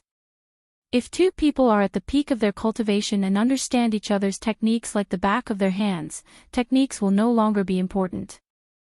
Whoever uses techniques will end up making a fool of themselves. But that's a realm that even I'm far from reaching. Do you understand now? Skills, to you, will be useful for a very, very long time. The great flood witch turned a very simple thing over and over again and crushed it into pieces to instill it into them. That was because he knew that there were too many principles in the world, and many of them were very reasonable. At Sua Xiaoduo's age, he was the easiest to be influenced and misled by others. Once he was misled, he would not be able to return to the righteous path for many years. Logic had to be combined with reality. Some words of wisdom were worse than bullshit in certain circumstances. Therefore, he had to plant a seed that no one could shake. Sua Xiaoduo nodded slowly. There were some words, some things, and some principles that could only be understood after experiencing them personally. He had heard Qin Fangyang, Wen Xingtian, and the others talk about some of these principles before. Although they were not the same and the differences were huge, those principles were always the same. Generally speaking, the Great Tao was one and all paths led to the same destination. But before this, he had never had so many insights and such deep understanding. Only now, every sentence was like a morning bell that struck the depths of his heart and was engraved in his heart. Got it? Got it. Someone should have told you this before, right? Yes, I did. At that time, I thought that I had remembered it and understood it. Now that I think about it, I didn't really remember it. The Flood Witch chuckled and said, "So, there are some words that have different effects when spoken by people of different status. The higher the status, the easier it is for people to think and remember it. When you speak, it will be famous words of wisdom. If your status is low, even if you speak a famous word of wisdom, others will just take it as a fart. So, a man born in the world should be a man of his word." What is a man of his word? The Flood Witch laughed and said, "When you are in a high position, if you fart, there will be people below who will write articles to analyze how much truth your fart contains. And what kind of profound thinking can be represented by a fart?" Swishaodua's head was sweating. These words were really vulgar, but the truth was not. Especially. I really like it. Swishaoduo thought to himself. He couldn't help but think of some people who specialized in calligraphy in society, but they didn't have any social status, so their calligraphy was naturally worthless. At most, they would be respectfully called a teacher if they practiced for a lifetime. On the other hand, those who had some social status, especially those who had reached a certain level of official, would still be willing to spend a lot of money to buy and openly hang their calligraphy on the wall even if their calligraphy was like a dog's crawl. Whether it was bought or sold, they were not ashamed but proud of it. It seems that I have gone too far. Your current hammering technique is still only at the level of a bottle of vinegar. The Flood Witch lectured, "This isn't measured by proficiency or proficiency. It's probably because you haven't reached the realm of ascension or unification, so it's difficult for you to use all kinds of power and be really proficient in it. Try not to use it against a strong enemy. Even if you have to use it occasionally, it's the limit. It can be used as a surprise attack or as a trump card, but don't use it too often in front of people, or it will easily be coveted by people with ulterior motives. In the future, when the demons return, you must not use this hammering technique when fighting against monsters with more than 2 hands. Unless you are above the all-heaven realm. Otherwise, if you encounter the demon gods of the demon race and use this kind of impure power, you will be courting death." The Flood Witch thought for a while and said with a heavy tone, "Remember." Swishaodua's heart trembled. This senior's strength was so high that she was obviously at the top of the world. If she still gave such a warning, then there was definitely a reason. He immediately remembered it in his heart. When fighting against the demons in the future, he would never use impure power. Then, the two of them continued to fight, but in a different way. The Flood Witch began to let Swishaoduo break down all the hammering techniques that he had practiced and break them down, one by one. Just one move. Use all your strength and don't have any thoughts of using the next move. Pour your most ferocious strength into this move, and then stop it. Then, she analyzed each move one by one and pointed out the key points, the essence, and the shortcomings of each move. Even Zhuo Changlu and Wu Yuding, who were hiding in the dark, were impressed and touched by her patience. Even her biological father would not be as patient, let alone her godfather. If they had not seen it with their own eyes, they would not have believed that the Flood Witch was so patient. As for Lei Changtian, he was completely dumbfounded. What's going on? Why can't I understand? The Flood. Is this old guy crazy? When I taught my daughter, I boasted that I was very attentive. But compared with this guy, I'm nothing. What's wrong with this old guy? For a moment, Lei Changtian was suddenly confused. He felt that he could not understand this world anymore. Who am I? Where am I? What am I doing? What did I see? Why is this happening? For a moment, his mind was in a muddle. He was really depressed by the things that happened in the past 2 days. After a long, long time. The flood witch finally finished teaching, but she was not tired at all. Instead, she was extremely happy. Swishyao's comprehension ability, his ability to draw inferences from one case, every one of them made the Great Flood Shaman extremely satisfied, and what made him even more satisfied was that this brat was extremely energetic to the extreme, with almost no need for rest in terms of physical strength and endurance, which made the Great Flood Shaman gasp in amazement. Because this was something that even the Great Flood Witch didn't possess when he was this old, and he was far from being able to do it. Looking at Swishyaoduo, the Flood Witch faintly felt that this kid would definitely go further on the road of martial arts than she did. This was the most gratifying thing. It was the excitement and glory of the greatest legend that shocked both ancient and modern times is born right in front of my eyes. In particular, she was the biggest contributor to the formation of this legend. His glory included her part, and it was the eternal glory of eternity. I'm not alone anymore. I have a successor. This feeling could be said to be the most personal feeling of Great Flood Witch. With today's teaching, the Flood Witch felt that even if she died on the battlefield in the battle against the demon clan, she would have no regrets in her life. Because Swishyaoduo would definitely fulfill her biggest wish in her life. He heaved a long sigh of relief, turned his head, and said casually, "Since you're here, how long are you going to stare?" The Great Witch of the Great Flood said sternly, "The old Shui is teaching a fated person. There is no need to keep it a secret, but there is also no need for people to know. But sneaking around like this, are you looking down on the old Shui? Come out." In his voice, he emphasized the two words Shui Mao, in an especially serious manner, and his pronunciation was exceptionally clear. He said the word twice in a row, and his tone was heavier each time. Swishyaoduo was immersed in a comfortable state of mind and body. Today's unique battle teaching had caused him to sink into an atmosphere of enlightenment and enlightenment. Too many difficult martial arts questions that he couldn't figure out before were all solved today. This beating was really worth it.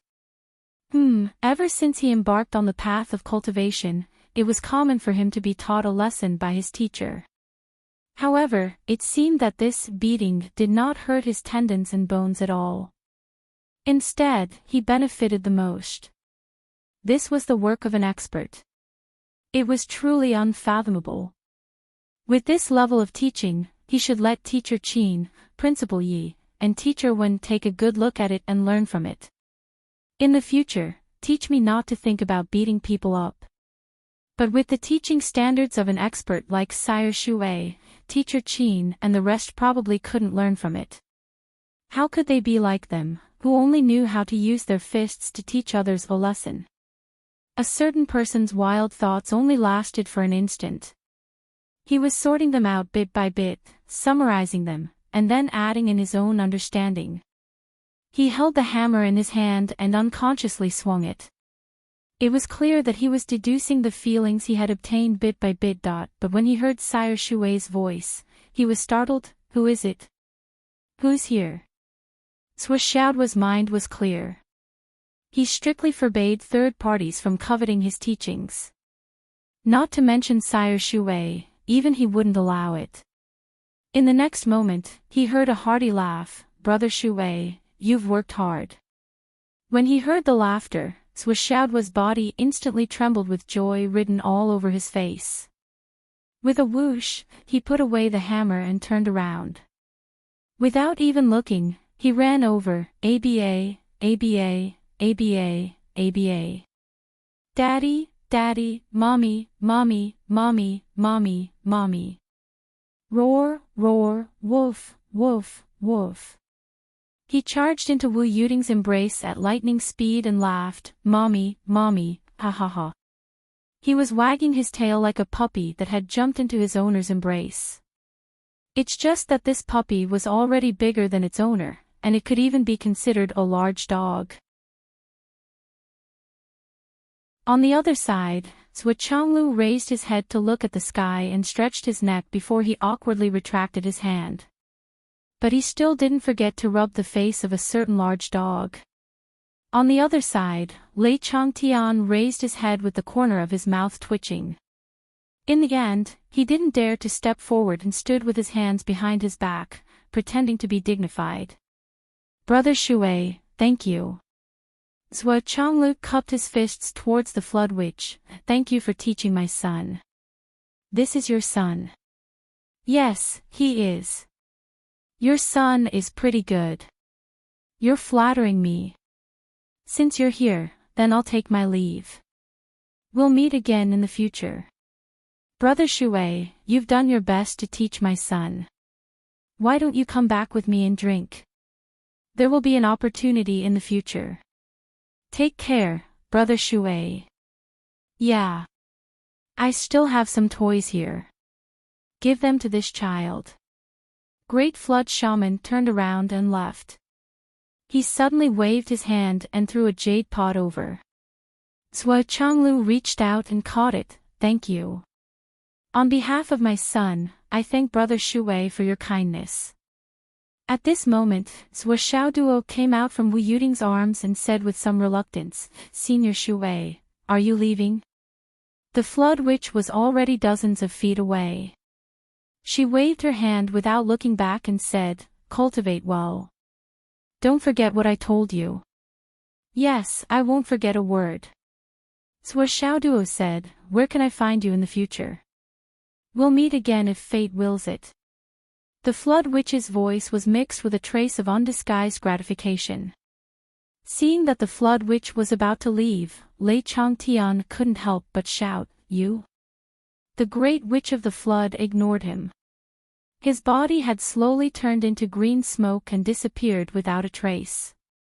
Lei Changtian chased after her but was stopped by Zhuo Changlu. Why are you chasing Brother Shui? Shui. What the fuck? Lei Changtian stared and was about to tell the truth. However, he met Zhuo Changlu's stern eyes and swallowed all the words in his stomach. Boss. You're right. I just wanted to chase after him and thank him.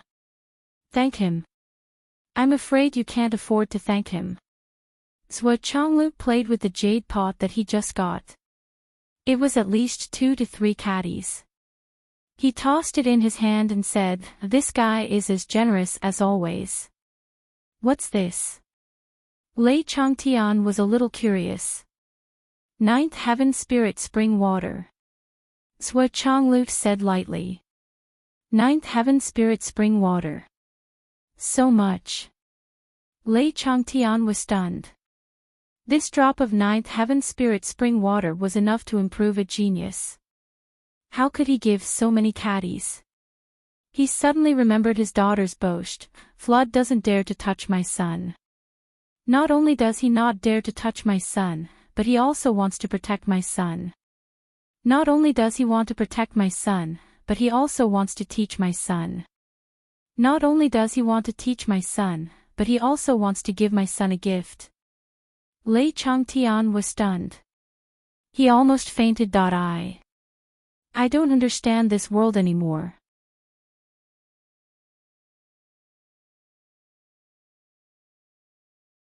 Chapter 1086.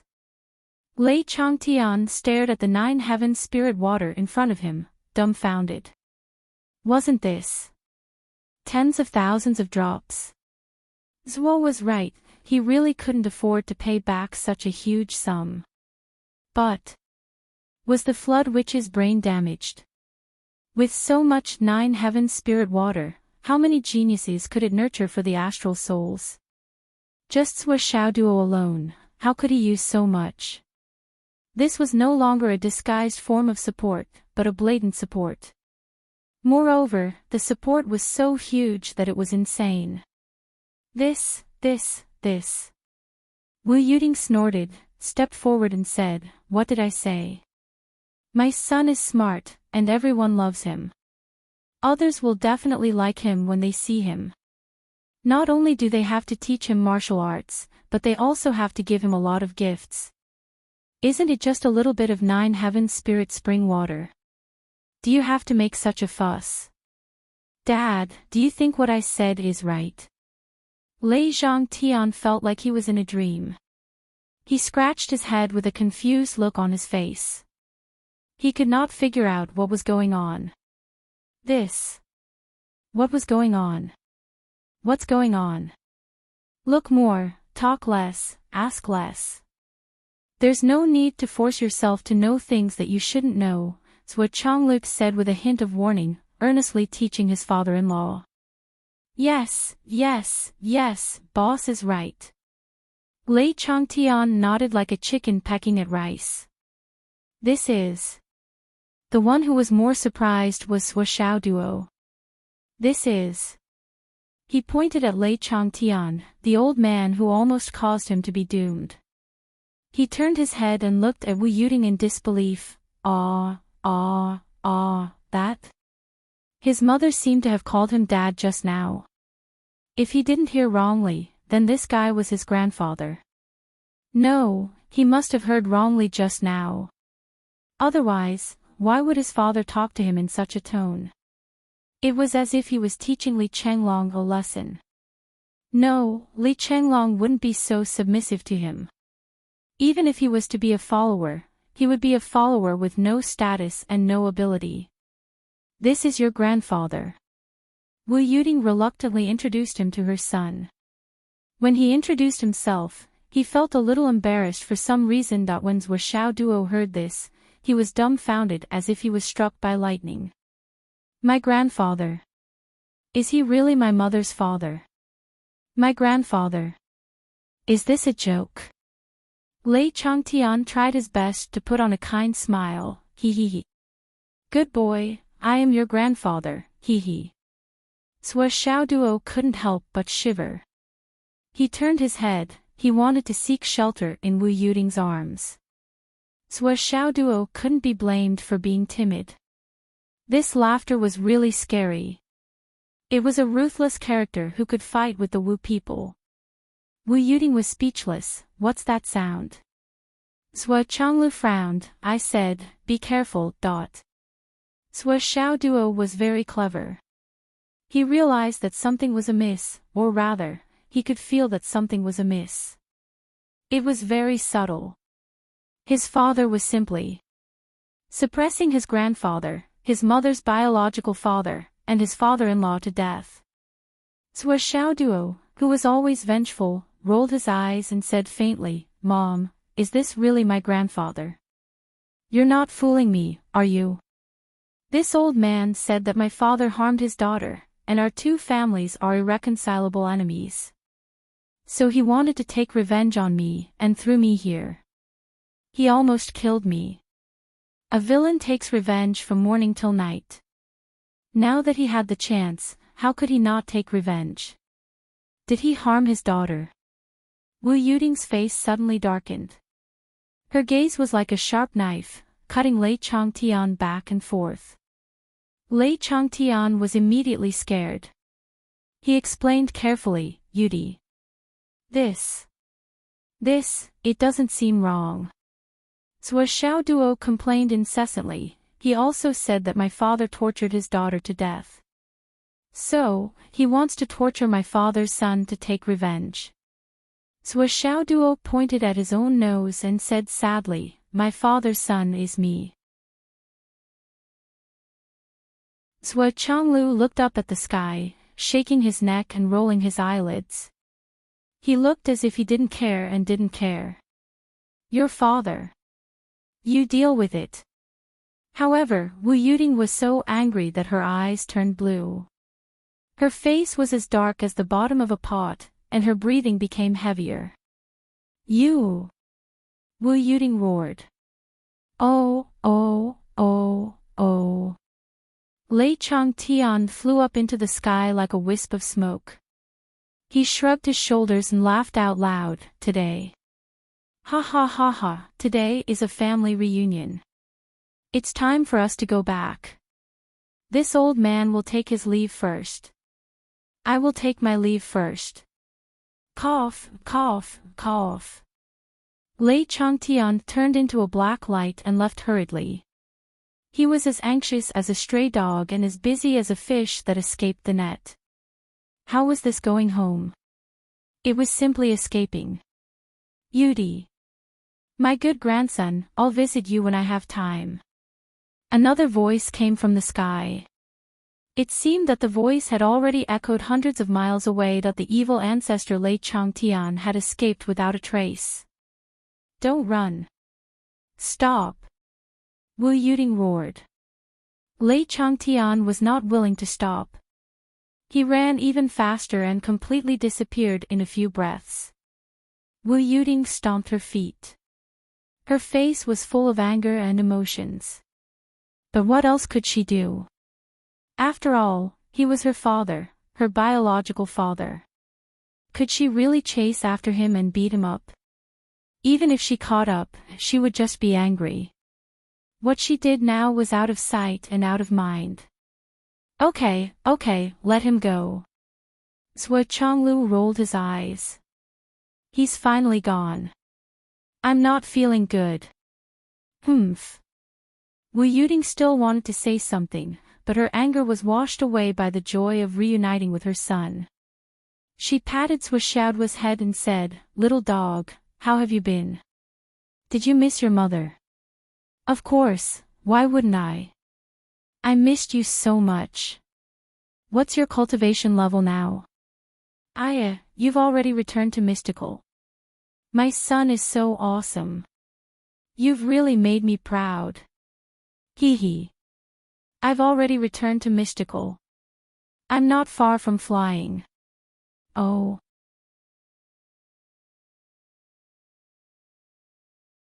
Do you think that he won't be able to guess anything just because he doesn't say anything? That kid doesn't have much experience. Only a heavenly king knows about the affairs of the upper echelons of the continent. At most, he will have some suspicions. We can't let our guard down. That kid is very cunning. Let's take things as they come. Actually, even if he knows everything, so what? It's impossible for him to live a winning life. I'm still afraid that he'll grow tired. Even if he's at a relatively high position, it's inevitable that he'll fall behind if he doesn't advance. I'm not afraid either. Look at how much he wants to break through to the Skysoar realm. If he can be satisfied with that realm, that'll be the real problem. You have to know that the biggest restriction we have on him is the Skysoar realm. Look at him now, he's about to reach that realm. Who would have thought that this kid would advance so quickly? It's too fast. Now that he knows that his grandfather is the demon ancestor, he'll probably be able to find out who the demon ancestor's daughter and son-in-law are. What should we do? Let's take it one step at a time for now. We can't hide it forever, but it's fine to hide it temporarily. Sigh. Qin Fangyang, how are you going to tell him about Teacher Qin?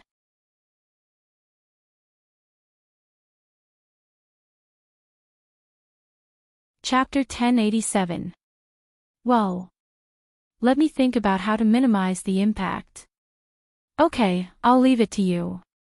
Wu Yuding smoothly pushed the responsibility to Zhuo Chonglu and went to chat with her son. Along the way, the closer they got to the Sun-Moon Pass, the more intense the Umno Alliance's construction became. The Umno Alliance's defense line was tens of thousands of miles long. They're building a no-fly zone defense line. Zhuo Chonglu sighed. Looking at the busy people below, he couldn't help but say, the Umno Alliance is indeed the most powerful race since ancient times. This spirit of sacrifice is worthy of praise and tears. Below them, the construction of a majestic pass wall had been completed. On top of it, a Wu people officer stood up and shouted with a trembling voice, "Senior Tianyan, are you here?" Instantly, countless voices echoed from below. "Here. I'm here. Please, seniors." All the Umno Alliance's soldiers saluted together. At this moment, 36 white-haired old men walked over with unsteady steps. Their faces carried a sense of calmness amidst their boldness, and they actually didn't reveal a trace of dejection. No need to be so polite. This is what we should do. The leader of the old men smiled faintly and said, "For the Umno Alliance, for the future generations, we are willing to do this. Seniors, you are mighty. Your loyalty will last for 1,000 years." Tens of thousands of soldiers stood orderly and saluted. They didn't move for a long time. The leader of the old men laughed and struggled to stand high. He raised his head and turned around to face the group of old men in front of him.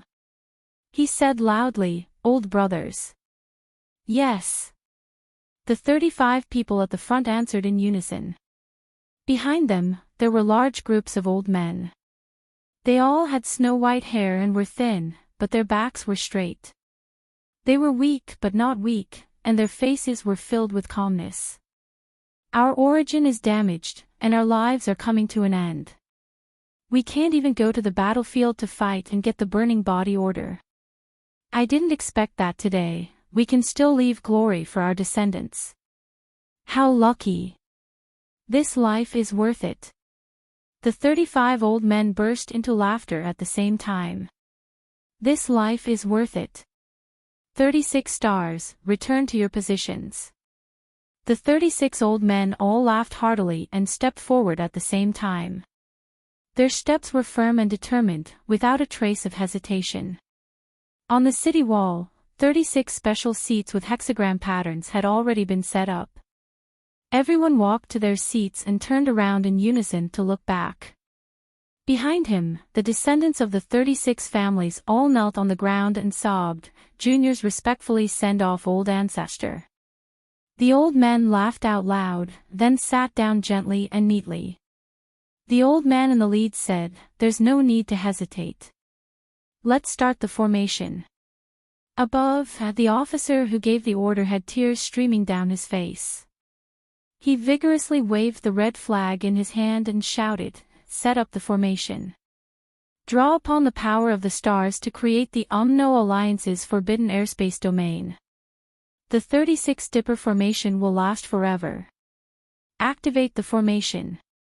The tens of thousands of soldiers present shouted in unison, and a huge amount of spirit energy continued to erupt, surging into the formation that had already been carved underground. In an instant, a thick white light soared into the sky and reached the 9 heavens. It was also at this moment that the tens of thousands of soldiers drew their swords and ruthlessly cut their wrists. Blood flowed like a waterfall and poured into the formation base. Therefore, after an instant, the white light that soared into the sky suddenly turned into a red light, and rushed into the distant sky with an even more intense and ferocious momentum. In the sky, the river of stars was bright as usual. Suddenly, the frequency of the stars flashing suddenly increased, and streaks of starlight fell straight down as if they were solid, converging with the red light that rushed up and merging into one. In a moment that seemed to exist, but also seemed to not exist, after a moment of stalemate, they reversed the momentum and returned to their respective positions. The starlight returned to the sky, but the red light turned into a dazzling beam of light. A total of 36 beams of light shone back onto the 36 people sitting on the seats. The 36 Dipper formation forbidden airspace domain, brothers united as one, forever suppressing the Umno Alliance. The leading old man laughed loudly. "Old brothers, let's go." Suddenly, a heroic laugh sounded. "Let's go." It only lasted for a moment, but the beam of light became more and more blazing, and more dazzling. The 36 old men, along with their seats, began to rotate at high speed simultaneously. 36 light pillars gradually connected together, connecting the 36 people together. Then, there was a sudden tremor. The seats in the beam of light, together with the old men in the formation map, disappeared at the same time. In the next moment, an inexplicable force soared into the sky again, and it was unstoppable. Zhuo Xiaoduo, who was watching this scene from the sky, felt his body sink, and fell straight down like a meteorite. The forbidden airspace domain was already in effect. This was the forbidden airspace domain that targeted the large army of the demon clan. With Zhuo's current cultivation, he naturally could not resist it, and could no longer maintain the state of flight. Zhuo Chonglu reached out and grabbed his son, and carried him on his back. He could not help but sigh. The Umno Alliance's forbidden airspace domain has succeeded. Wu Yuding nodded silently, and a look of admiration flashed in her eyes. Just by looking at the manpower and lineup below, one could tell that the Umno Alliance was indeed bold and generous. It was really impressive. Countless white-haired old men were bowing and saluting. Brothers, take care. We'll be there soon. With their loyal souls as the sacrifice, their lives as the foundation, their souls as the guide, and their blood as the soul. For the sake of the future, these old guys of the Umno Alliance are not afraid of death at all. Zhuo Chonglu was also very respectful. He stood in the sky invisible and bowed. Along the way, he saw countless powerhouses of the Umno Alliance who were nearing the end of their lives. They smiled calmly and resolutely entered the formation map, turning their lives and souls into the foundation of the formation, and sacrificing everything for the great cause of the Umno Alliance. With their lives, souls, and everything they had, they built the forbidden airspace domain of tens of thousands of miles. This is our enemy. Zhuo Chonglu sighed softly. It used to be, it is now, and it will always be before the return of the demon race. Zhuo Xiaoduo was overwhelmed by emotions. He said solemnly, Dad, the return of the demon race is inevitable. In the future, we will work together to fight against the demon race. Why don't we choose to end the war and work together? Grandpa is one of the top powerhouses of the human race. I think he should have some say. If he suggests something to the leadership. No. Zhuo Chonglu said resolutely, the Umno Alliance is still an enemy at this stage. It must be an enemy. Your dad is right. The Umno Alliance must be an enemy. An enemy of life and death. Wu Yuding sighed softly and said, nobody can predict how strong the demons will be when they return. As the weaker side, we can only produce more powerhouses under the pressure of death. If the battlefield and the sun and moon pass is gone, then the ones living in the rear will be a bunch of corpses. Without the pressure of life and death, how can there be any powerhouses? If we only rely on the warriors to fulfill our dreams of traveling the world, how can there be any powerhouses? Human beings in the astral souls grew from weak to strong because of battles like this. They were stimulated by the blood and sacrifice of generations.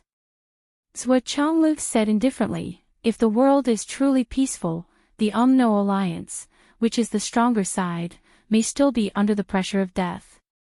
But the astral souls will soon be in a situation where heroes will rise and fight for the throne. The reason for such a long time of peace is the external pressure of the Umno Alliance. The price is the blood and flesh in the sun and moon pass. People's hearts have always been like this. When there is an external enemy, we are all on the same side. When there is no external enemy, you want to have the final say, and I want to have the final say, too. Then, the only result is that we have to fight each other with our underlings. It has been like this since the beginning of time. To put it bluntly, it is not a big deal. The so-called changes in the dynasty and the change of dynasties are just because people's selfish desires can never be satisfied. When there is no war and no external enemy, these warriors will always be some stupid soldiers. They don't know how to enjoy life, but they want to suffer instead. Who will respect them? Only when the enemy raped his wife, killed his son, and fucked his parents. With this kind of pain, this group of melodramatic things will know that they need protection. And the people who protect them will be so precious. Zhou Chonglu said sarcastically. His voice was unusually cold. So, this war will never end. It will never end. Even if it does end one day, it will have to be when all the 9 continents return and completely unify the world. Only then will it return to the era where heroes rise every once in a while. Zhou Xiaoduo said, when that time comes, will the remaining victors, the strong ones, watch the continent fall into chaos again? Zhou Chonglu said indifferently, what we can guarantee is the continuation of human life. The human world will not be completely wiped out. When we achieve this, we can be free and unfettered, and enjoy life with our own will. We can't be their nannies forever. When the external enemy is gone, they can do whatever they want. That is just a few decades or 100 years. It will be over in the blink of an eye. It doesn't matter. For the sake of these inevitable reincarnations, we will work tirelessly. At this moment, Zhou Xiaoduo was shocked by his father's indifference. In his heart, his father had never been such a cold person. His tone was condescending and indifferent to all living things. However, Wu Yuding breathed a sigh of relief. There was an indescribable tiredness in her voice. At Zhou Xiaoduo's age, perhaps he wouldn't be able to understand it for a long, long time. That was because he had lived for a long time, he had seen too much of humanity with his own eyes, and he had protected the continent for his entire life, protecting it for thousands of years. Years of fighting bloody battles on the front line. Occasionally, when they looked back, they would see scums appearing one after another in the rear. The world was ugly, and the morals were corrupted. When this knowledge appeared again and again, the more they thought about it, the more pathetic and powerless they felt. Countless times, countless methods, countless education to open up the wisdom of the people, even if countless hot-blooded heroes stood out, it was undeniable that the despicableness and ugliness of human nature came from the bones. There is one more chapter. It should be around 9:00 in the evening.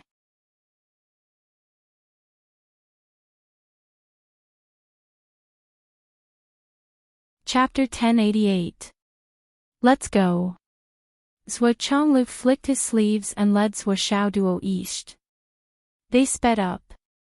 The Sun-Moon Pass was right in front of them. They could vaguely see the 2 armies fighting below. Blood flowed like rivers and corpses piled up like mountains. On one side was the army of the Umno Alliance, and on the other side was the army of the Tao League. Zhou Chonglu stopped and looked. He said, the army of the Tao League already has some of the demeanor of an iron-blooded battle formation. If they can fight like this for 10 years, the Tao League might be able to produce an invincible army. However, I don't know if the heavens will give them the time. Wu Yuding said disdainfully, I don't dare to count on them. Instead of counting on them, it's better to improve my own cultivation and increase my ability to resist the enemy. The Tao League is also building a no-fly zone, but it's slower. And the people over there, they're not willing to sacrifice themselves. After we send you back to Fenghai, your mother and I will go to the Tao League to take a look. Zhou Chonglu said slowly. Wu Yuding's eyes turned extremely cold. The Tao League broke the rules twice in a row and assassinated Zhou Xiaoduo. At that time, the couple was at a critical moment in their seclusion. They only asked for some interest from Xiao.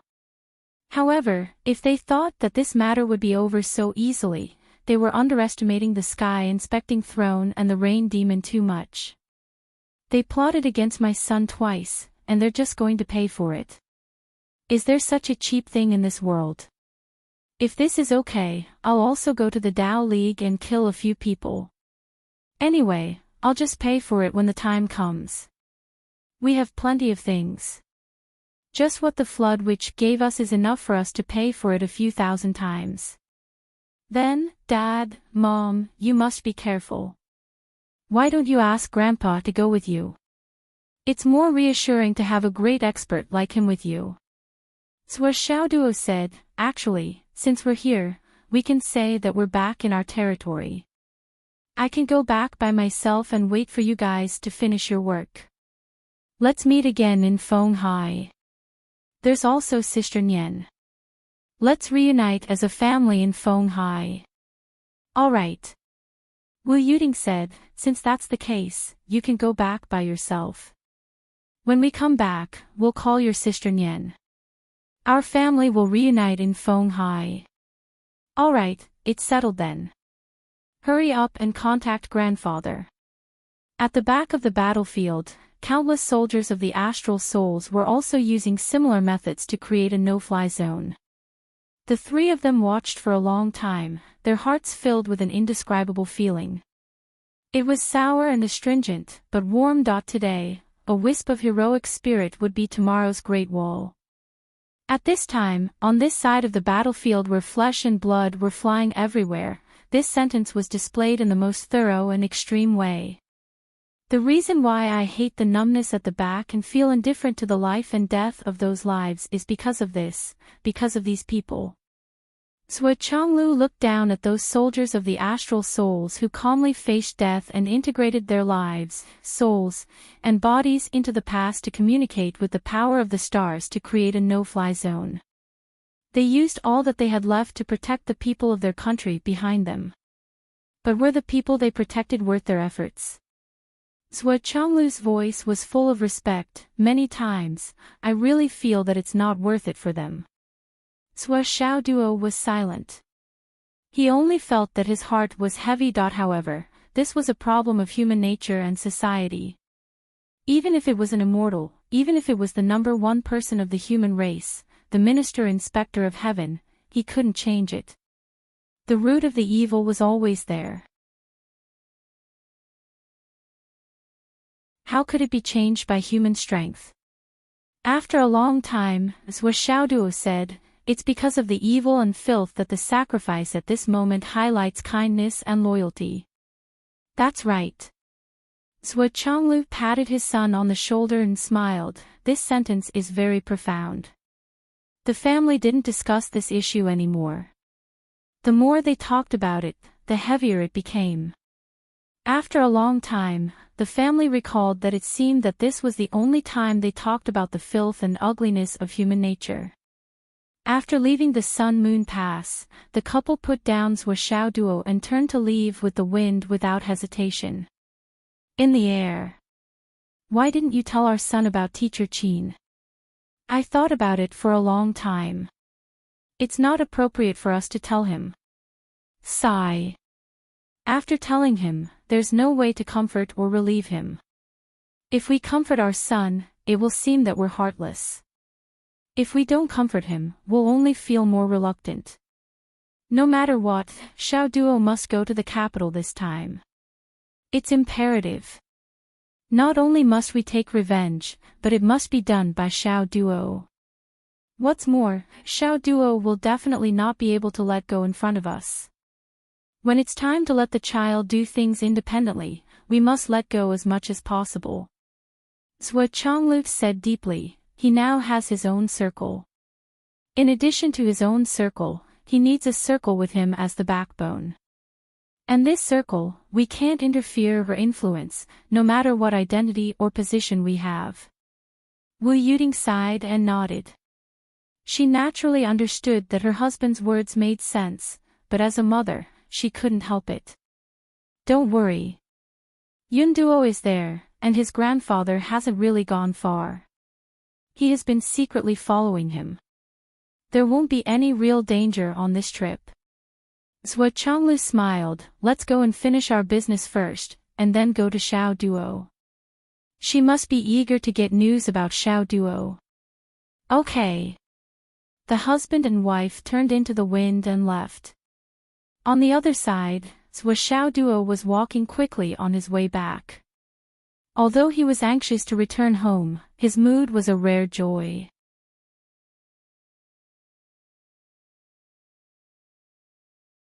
Hurry up and let me stroke you to mend my broken heart. Now, only stroking a cat can make me happy. But this cat is not the cat I used to be. Xiao Duo was smiling happily and sighing at the same time. No one knew whether it was because his wish came true or because whoever he thought of would come true. Crumbling old buildings, digging through thunder and breaking through steel. His cell phone rang. Xiao Duo saw that it was not his dear wife, Nian Mao. Naturally, he picked it up without hesitation and said in a sweet voice, Nian Mao, meow meow. Xiaonian's voice was heard, shit. Where are you now? Where are mom and dad? I've passed the Sun-Moon Pass and am on my way back. Mom and dad have something else to do. Dad said that he'll find us when he's done. Do you want to come to Fenghai or do you want me to go to Shangjing? He. Nian Mao, let me tell you. Xiao Duo was exultant. Xiaonian's voice was very low, you're so happy. Hey, there's something. Xiao Duo sensed that something was wrong. He was stunned and asked, what's wrong? There's something. Xiaonian's voice was sad, promise me first, Xiao Duo, you must stay calm. Begging for monthly votes.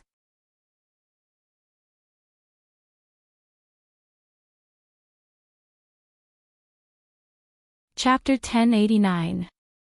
What's the matter? Don't scare me. Xiao Duo felt his heart pounding. An ominous premonition suddenly surged in his heart. His face gradually turned pale. Is it swollen, Long Yuxing, or? It's none of them.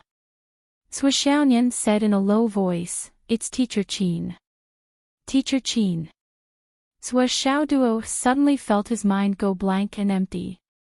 He only heard his own voice ask mechanically, which Teacher Qin Fengyang? What happened to him? Xiaonian's voice seemed to come from the horizon. Teacher Qin. Passed away. Passed away. At this moment, Xiao Duo clearly felt a sudden explosion in his heart. His entire heart was blown to pieces. It was as if the entire universe had exploded in front of his eyes. Teacher Qin passed away.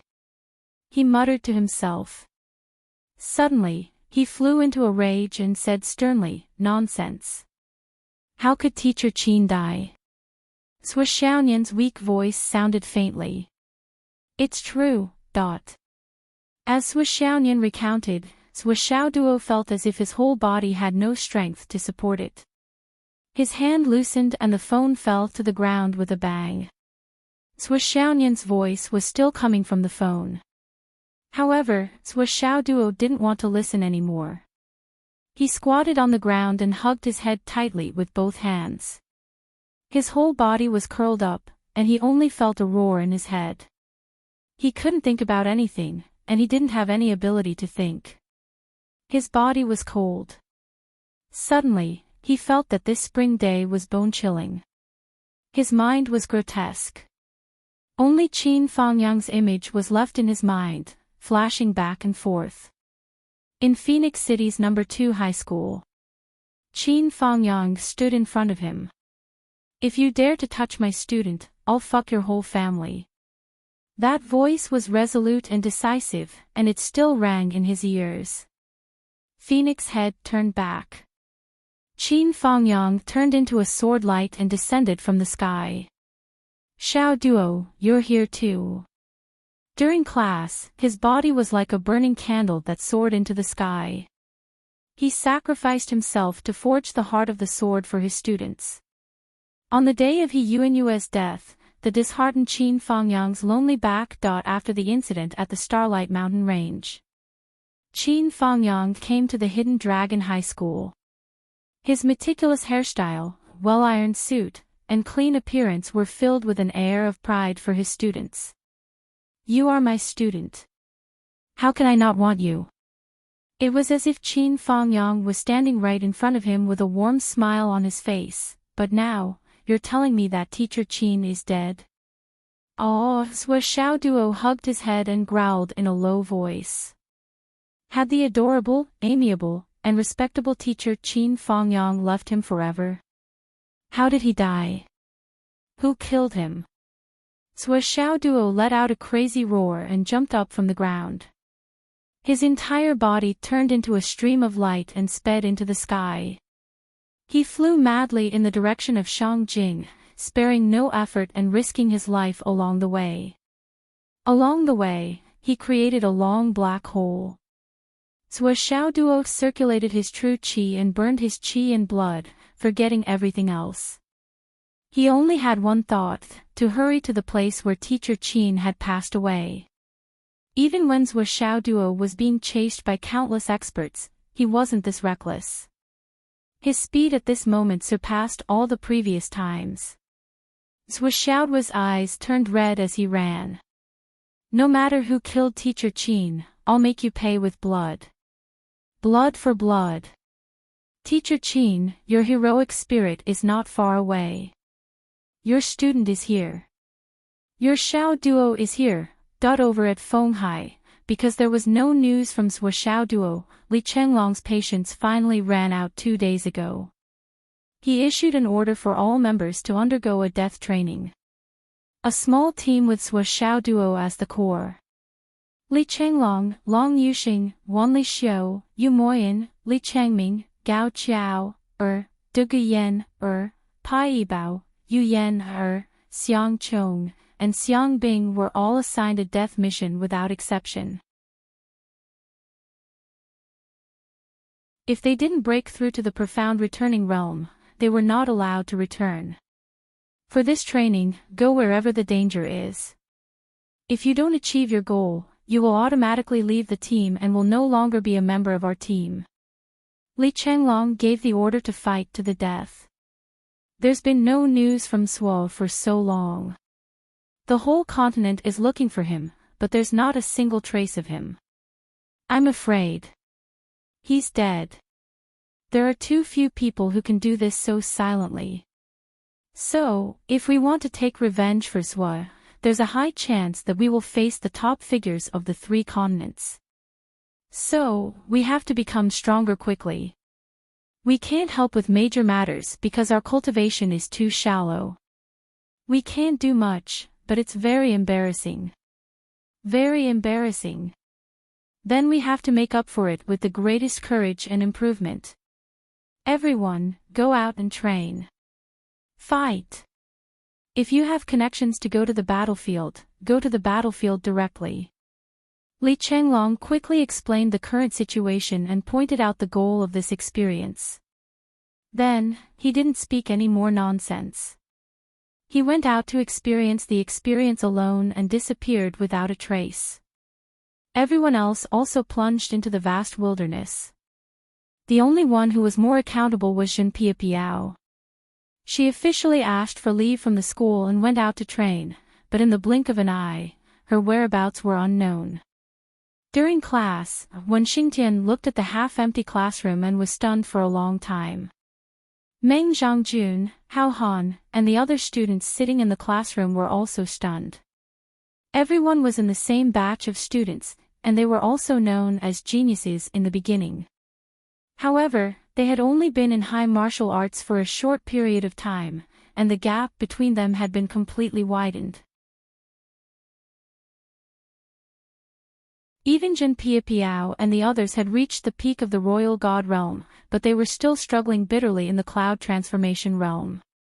When they saw Zhen Piapiao leave the classroom without any reluctance to leave their middle school classmates, and went out to train without hesitation that she didn't even say a word. Meng Zhangjun was dumbfounded.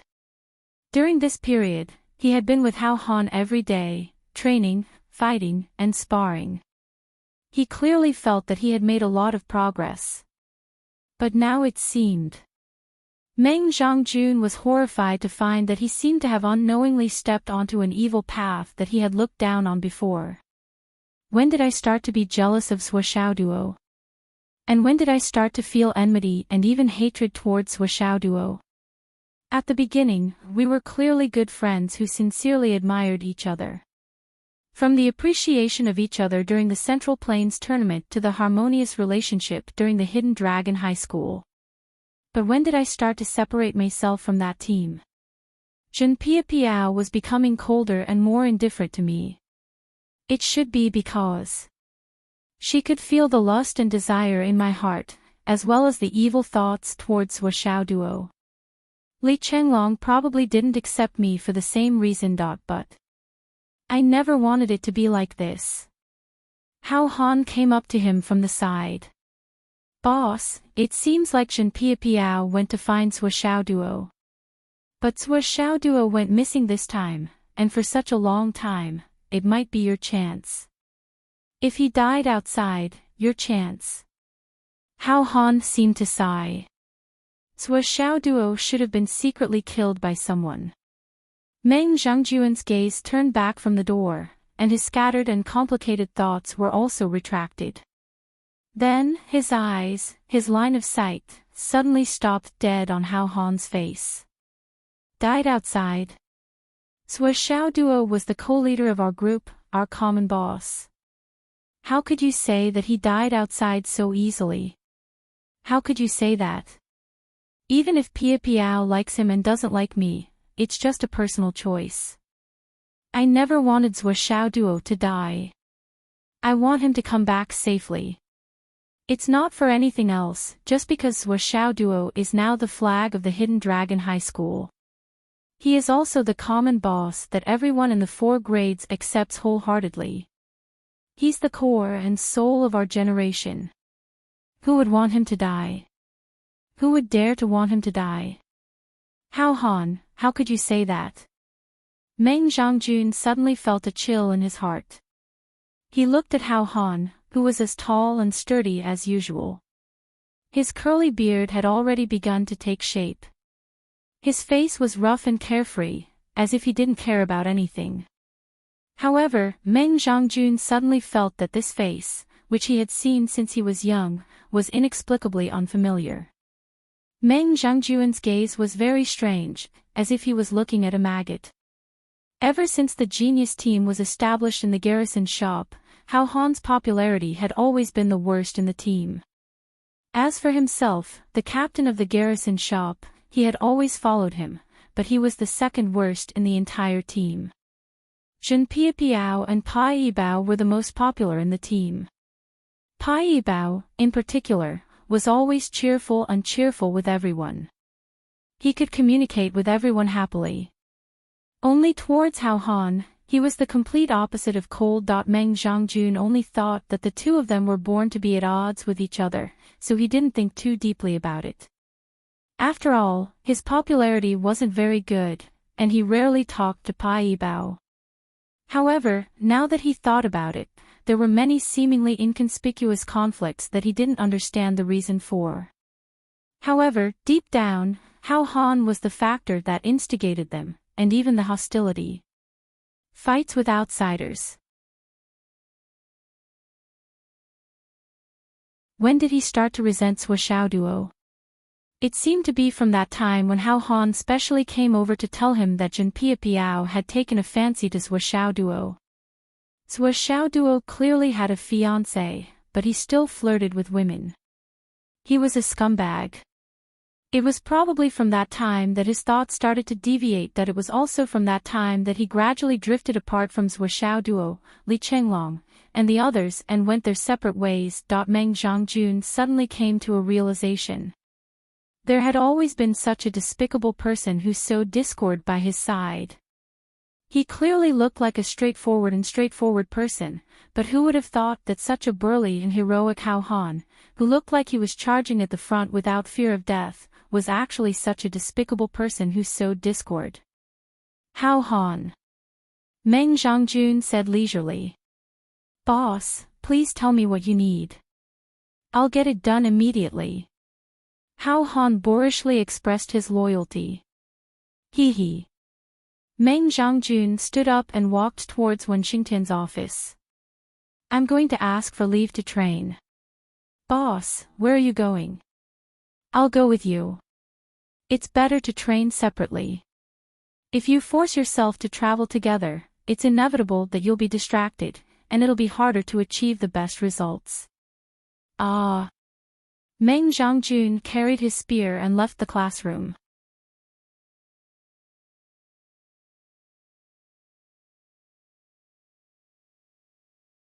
Chapter 1090. Meng Zhangjun looked back and suddenly felt that the atmosphere around him was unprecedentedly relaxed.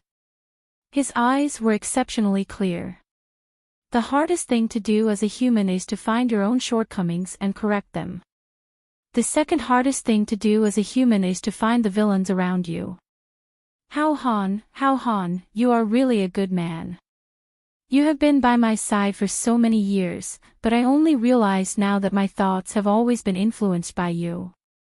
But, from now on, goodbye. I don't need someone to influence my path at all times, and I don't need someone to sow discord at all times. Meng Zhangjun left the Hidden Dragon High School in an unprecedentedly free and easy manner, heading straight for the wasteland. He threw everything that had happened in the past to the back of his mind. It's over. Hao Han, who was following behind him, looked at Meng Zhangjun's back with eyes full of confusion. His heart was full of confusion. He could clearly feel that Meng Zhangjun had suddenly become unprecedentedly cold and indifferent, creating a barrier that was difficult to get close to. What was going on? The more he thought about it, the more confused he became. Hao Han was not necessarily a bad person. He was just cold by nature and liked to stir up trouble. He was always used to sow discord. His original intention was not to harm people, but the end result was always bad. Naturally, he was abandoned by everyone. This was his nature. There would be such people around everyone. In the world, there were not many of them. Some people would find out, like Meng Zhangjun, and resolutely cut ties with them. But most people would not find out. So there was such a person around him who specialized in causing trouble. Shengjing. Cui Xiaoyan was restlessly pacing back and forth in her room. Normally, Cui Xiaoduo's reaction was within her expectations.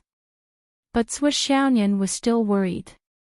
She did not know what Cui Xiaoduo's current situation was, and what would he do in the future. Would this news cause too much harm to Cui Xiaoduo?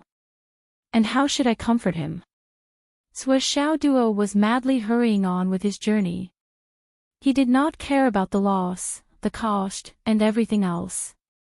Cui Xiaoyan was anxiously waiting.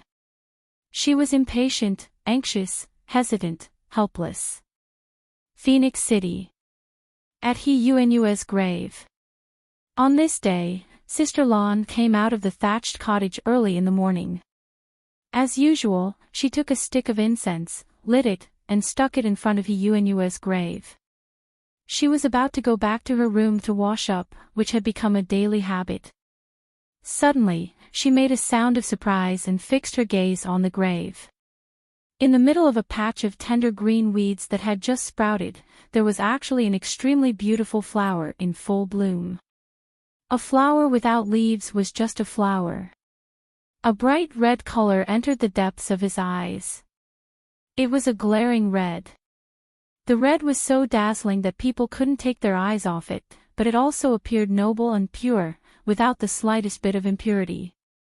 Strands of misty flower silk surrounded the petals. Even the stamen was red. It was as red as blood. However, it also gave people a feeling that it was almost transparent. Sister Lan was stunned. She stood rooted to the ground because she suddenly remembered Cui Xiaoduo's words. When the red spider lily blooms on the grave, you can leave. Sister Lan looked at the flower and her heart skipped a beat. Last night, she had a dream. She dreamed of He Yuanyue. She looked at her with a smile and said, I'm leaving. Don't be too hard on yourself. Your fate in this life has come to an end. Let's meet again in the next life. After saying that, she turned around and disappeared into the heavy fog. Dreaming of He Yuanyue wasn't a rare thing for Sister Lan. When He Yuanyue had just passed away, she would dream of her old sister who had been with her for decades almost every day. However, the dream last night was so clear that it was as if she had seen and experienced it personally. It was real. As a result, Sister Lon felt that her heart was unusually empty this morning. It was a feeling of no one to turn to. She originally thought that it was groundless worry, but she saw this scene in front of Yuenu's grave. Was there no reason? Are you really going this time? Sister Lon looked at the red spider lily swaying gently in the breeze on the grave and fell into a daze. She couldn't help but think of the information about the red spider lily that she had collected after hearing Xiaoduo's words and the legend of the red spider lily. The red spider lily blooms on the other shore. When the flower blooms, the leaves disappear. On this day, she stood quietly in front of Yuenu's grave for a long time. Finally, she sighed softly and bowed. I'm leaving. I won't go back to the Liu family. I'm going to the Sun Moon Pass. You. No matter where you are, 10 years later, if I'm still alive, I'll look for you. I really missed the decades when I was with you. It was full of warmth and warmth. I'll never forget it. Tears slowly fell from her eyes. Take care. Her still graceful body soared into the sky and made a turn in the air. She quietly stayed there for more than a minute before turning into a gust of wind and whizzing away. At the grave, the delicate and beautiful red spider lily swayed gently. On the petals, a drop of sparkling dew slowly slid down. It seemed that Yuanue was waving goodbye to Sister Lon, wishing her safety and looking forward to the day when they would meet again. That when the phoenix turned back, a lonely tombstone gradually went further and further away. Shangjing. In the sky. Shangjing's sky canopy suddenly shattered with a crack, as if a huge sun had suddenly appeared in the sky. Immediately, a ball of heat rushed in and disappeared without a trace. Who? The Shangjing expert in charge of the sky canopy's security suddenly woke up, but he only saw a hole that was only a few centimeters wide. Logically speaking, such a small hole should not be difficult to repair. However, the expert in charge could not repair it even after using all his strength. He had no choice but to call for help. However, after all the people in charge of the sky canopy's security arrived, they still could not do anything after repeated attempts. They had no choice but to ask for help from the Nine Heavens Pavilion. The Nine Heavens Pavilion also sent out a deputy pavilion master before the hole was finally repaired. Who made this? After feeling the scorching aftershock at close range, everyone could not help but feel lingering fear. Such a powerful destructive force caused such damage to the sky canopy. What would happen if it landed on a person? Investigate. Investigate thoroughly. The deputy pavilion master of the Nine Heavens Pavilion, who personally came into contact with the aftershock of the destruction, was also worried. If such a person entered Shangjing, he would be a dangerous person who could cause a big commotion. He could clearly feel the explosive force contained within the damaged hole, as well as the soaring anger and hatred. Even though the person involved had been gone for a long time, he could still clearly feel it from the damage. This was undoubtedly a huge security risk. This was especially true in Shangjing for the first time for astral souls of the human race. There's no need to investigate. A graceful and beautiful figure in white suddenly appeared. It was Baiyun Duo. Greetings, Baiyun Fairy. No need for formalities. Fairy, this. Yes, I said, there's no need to investigate. Baiyun Duo said lightly. Yes, yes. Everyone was sweating profusely and retreated. Obviously, everyone had already realized that the person who came should be related to Supervisor Baiyun Duo. That meant that she was someone with a powerful background. Shangjing, which had just calmed down a little, was about to have a big commotion again. Bai Yunduo stood in the air, looking in a certain direction and frowning slightly. In the end, she still came. Daden's was Xiaoyan's private courtyard. Sua Xiaoduo fell straight down like a meteorite. Fortunately, he remembered to restrain his power when he landed. However, the overflowing heat from his fire attribute cultivation body still rose up. Sua Xiaoyan's spiritual sense was very sharp. She came out immediately and looked at Sua Xiaoduo worriedly. Damn it. Xiaoduo, are you okay?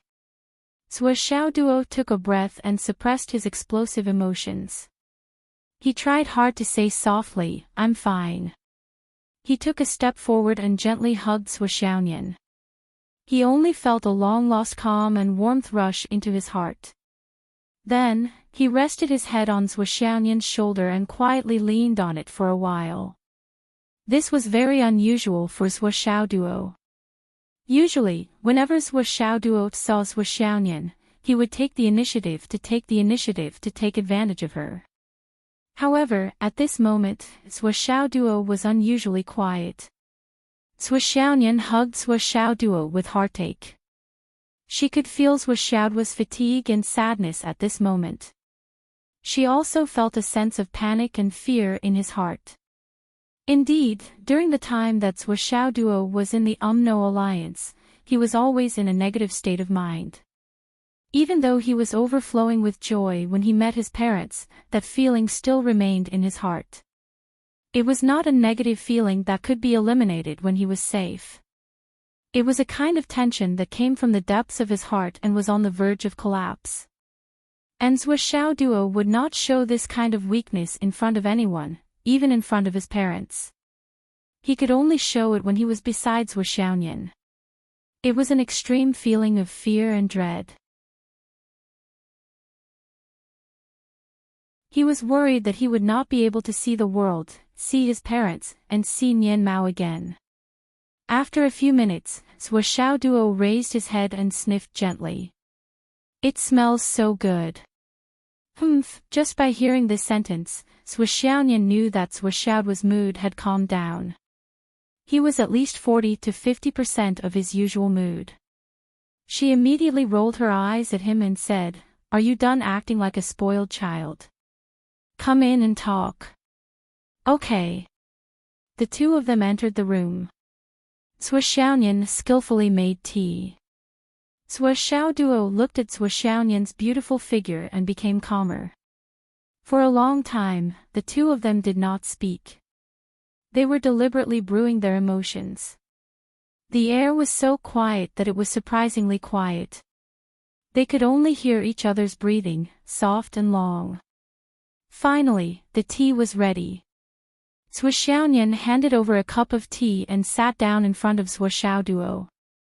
What is the cause of Teacher Qin's death? Sua Xiaoduo asked tiredly in a low voice.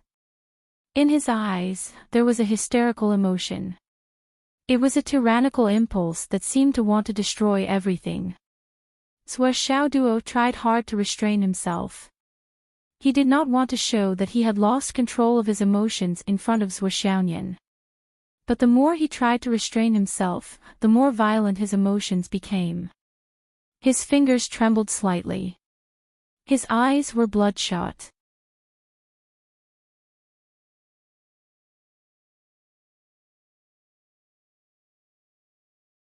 Chapter 1091. When he saw Sua Xiaoyan this time, Sua Xiaoduo did not rush to take advantage of her or flirt with her because he was not in a good mood. In addition, the bad news of Qin Fangyang's death made his mood completely fall to the bottom. Sua Xiaoduo felt that it was a sin to think about falling in love before taking revenge for Teacher Qin. I called you many times on the way, but you didn't answer. Sua Xiaoyan complained. My phone. Sua Xiaoduo remembered that he had lost his phone when he received Sua Xiaoyan's call. After that, he ran all the way, so how could he think about this trivial matter? I lost my phone. Sua Xiaoduo sighed. I'll buy a new one later and make up for the number. Okay. It was too sudden. I forgot everything at that time. Xiao Duo leaned back and leaned on the sofa. He only felt that his mind was still in a mess. What's going on? Tell me in detail. My mind is in a mess now, and I need to clear my thoughts. Xiao Duo held his head. When I parted with Teacher Qin last time, I knew that he would face a life and death tribulation, but it shouldn't happen now. There must be a reason. Xiao Duo muttered to himself. Why did the situation change so suddenly? No matter if it was fate, it shouldn't be like this.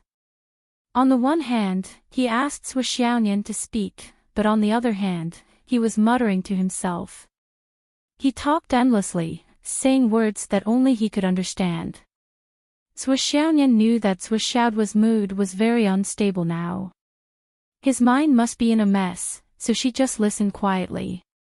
After a long time, Xiaoduo finally stopped talking. He covered his face with both hands and lowered his head, like a defeated puppy, dejected and weak. Go ahead, I'm listening. This is what happened. Xiaonian began to tell the story from the first time Qin Fangyang found her and what happened after that. Xiaoduo covered his face as he listened. However, every word that Xiaonian said was deeply etched in his heart and he quickly began to analyze it. Dragon seized the vein. Ancestral dragon Gao Wu. Quota. The reason why Teacher Qin got into trouble this time was because he wanted to get a spot for me. It turns out that this is the root cause of all the disasters. His life trajectory shouldn't have included this trip to the Ancestral Dragon, let alone teaching there. But because of me, he went to the Ancestral Dragon to teach there. He really did everything he could to fight for a spot for me, for my future. Then, because of this, he finally died tragically in the hands of others. Xiao Duo quickly analyzed. Later, Mom and Dad came. Then, there was news that the Sky Patrol Minister went to the Ancestral Dragon and dealt with the 4 great clans, who controlled the Ancestral Dragon Gao Wu and dragons seized the vein. Xiaonian had the same suspicions in her heart. She suspected the true identity of her parents. After all, she had heard the news that her grandfather was the Devil Ancestor, a top powerhouse of the astral souls. If her grandfather was the Devil Ancestor, then who were her parents? Although Xiaonian did not have high-level connections, she had asked Baiyun Fairy, but Baiyun Duo was naturally evasive and vague. This situation made Xiaonian more and more suspicious. When the Sky Patrol Minister went to the Ancestral Dragon, I was with Mom. Dad was not there. Xiaonian looked at Xiao Duo with her clear eyes. She believed that if she said this, the meaning behind her words could not be more obvious. Unfortunately, Xiaoduo's thoughts were not on this at all. The minister went to the Ancestral Dragon and dealt with the 4 great clans, but the whole thing ended just like that.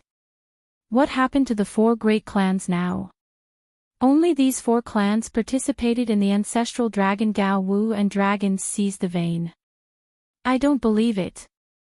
The dragon seized the vein is a major event that has lasted for tens of thousands of years. How can it be completely controlled by just a few clans that have thousands of years of history? How can they control the matter so meticulously and meticulously?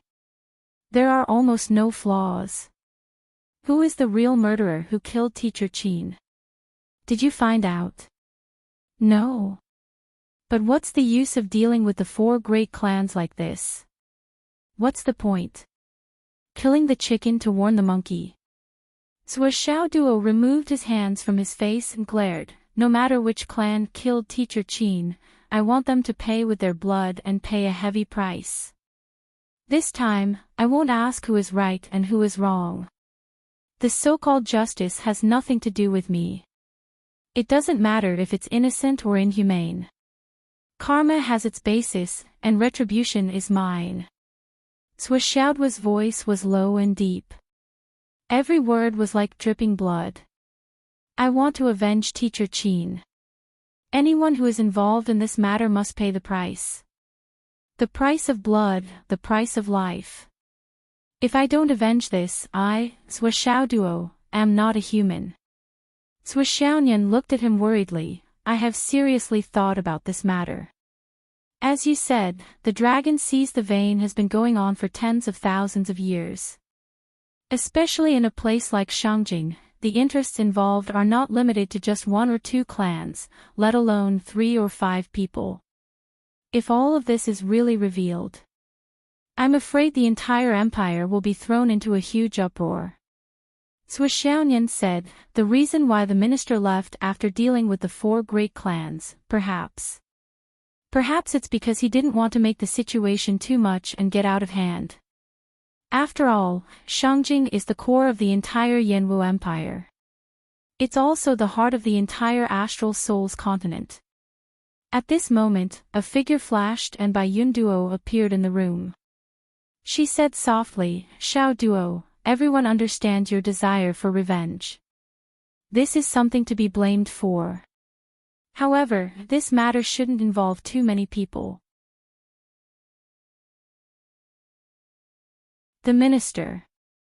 Although His Excellency has dealt with the 4 great clans, he has only convicted them. He hasn't killed anyone yet. He has already left a channel for you to vent your anger. In Shangjing, there are too many implications. If you really want to make a move, it will easily affect the safety of the continent and the well-being of the world. Bai Yunduo sighed softly. Xiaoduo smiled coldly and said indifferently, the safety of the continent and the well-being of the world. What a big hat. If I ignore it and still insist on doing things my own way, wouldn't that be my fault? Bai Yunduo's expression changed slightly. She said softly, that's not what I meant. I just hope that Xiao Duo can consider the whole situation and not be too extreme. Xiao Duo smiled and said coldly, so what if I'm extreme? Even if there are thousands of reasons, my teacher only has 1 life. When have I, Xiao Duo, ever been someone who cares about the big picture? I'm just an insignificant person who must take revenge. The safety of the continent and the well-being of the world, whoever wants to take care of it can. What does it have to do with me? If I can't take revenge, I will die here. What does the world have to do with a dead person like me? If I can get my revenge, then it's only natural and reasonable. They killed my teacher for their own selfish interests, so they should pay the price. Since they don't care about the people of the world, why should the people of the world protect them? Is there such a logic in this world? Fuck, I've already said that I don't care about justice and reason. What logic is there to talk about? Bah. Xiao Duo tilted his head and spat. He said disdainfully, fuck them.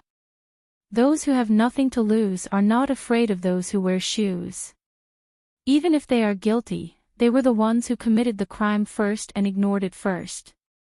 Since they don't care, why should I care? Do I look like a righteous person who serves the country and the people? Do I look like a great hero? Whoever wants to stop me from taking revenge can step over my dead body. It's not too late to be righteous. Xiao Duo gritted his teeth and growled in a low voice. His eyes were bloodshot. Now, how many days has it been? It's been 3 days. Ha! Xiao Duo took a deep breath. When he closed his eyes, he could still see Qin Fangyang's straight figure standing in front of him, smiling at him. Just like in the past. It was a fleeting memory, but it made Xiao Duo feel as if his heart was being cut by a knife. The next moment, he opened his eyes abruptly and said lightly, those 4 families. Where are they now? Other than those who have been imprisoned, the rest of them said that they were looking for Qin Fangyang. But in reality, they were breaking up their families' businesses and spreading them out as much as possible to prepare for their evacuation from Shangjing. Under the orders of the minister, the merits and titles of these families have all been stripped. Within the 9 generations of the family, 10 generations are not allowed to participate in politics or get involved in the hierarchy of power. Those who participated in the erasure of the evidence have been imprisoned and will be punished according to the law. Thousands of years of glory have turned to nothing. But the rest of them have to make preparations for their future. Bai Yunduo said softly. She sighed. The punishment is not enough. It's far from enough. Sua Xiaoduo said lightly, everyone in their families has benefited from their family background. How can they be innocent? Teacher Qin is dead, but they can live. What I want to do is to take revenge. Complete and utter revenge. I will take revenge until the end. Sua Xiaoduo said. I'll help you. Sua Xiaonian said firmly. Okay. Bai Yunduo coughed. She was speechless and did not know what to say for a moment. Sua Xiaonian, sister of the Zhuo family, aren't you indulging him too much? Even if there is no turning back, let Lu Duo do it alone. If you stay behind, you can stand up at the critical moment to balance the situation and have room for a buffer. But not only did you not say a word to dissuade him, you even took the initiative to participate. Isn't that adding fuel to the fire? Master Bai. Sua Xiaonian said apologetically, this is a family matter between us siblings. Just let the 2 of us do it. Bai Yunduo complained in her heart. What do you mean by just the 2 of you do it? Just the 2 of you. Was this considered an eviction order? But if either one of you is involved, I have to stand with you. What's more, both of you are involved together. How can I not be involved? You really know how to joke. Okay, I know. Bai Yunduo disappeared in a flash. This matter had developed to this point, and the Swiss siblings had such an attitude towards him. No matter how he looked at it, it was not appropriate for him to make any moves on the surface. It was better for him to observe and protect them in the dark. Who is this? Sua Xiaoduo did not know Bai Yunduo. He had actually seen Bai Yunduo before. But whether it was the Bai Yunduo who sat with him for dinner or the Bai Yunduo who pointed out the location of the jade powder of the astral souls at the gate, she did not look the same as she did now. It was another way of saying that they did not know each other when they met. This is the supervisor, Bai Yun Fairy. Sua Xiaonian lowered her voice, she is also the legendary Chief Inspector of the mainland. Wife of the King of Zhuolu. Hiss. Sua Xiaoduo instinctively took a breath. Just now, he thought she was Nian Cat's colleague, so he talked nonsense. But he did not expect her to be such a big shot. He spoke so confidently just now, but he did not care about morality and justice. Would she be prejudiced against him because of this?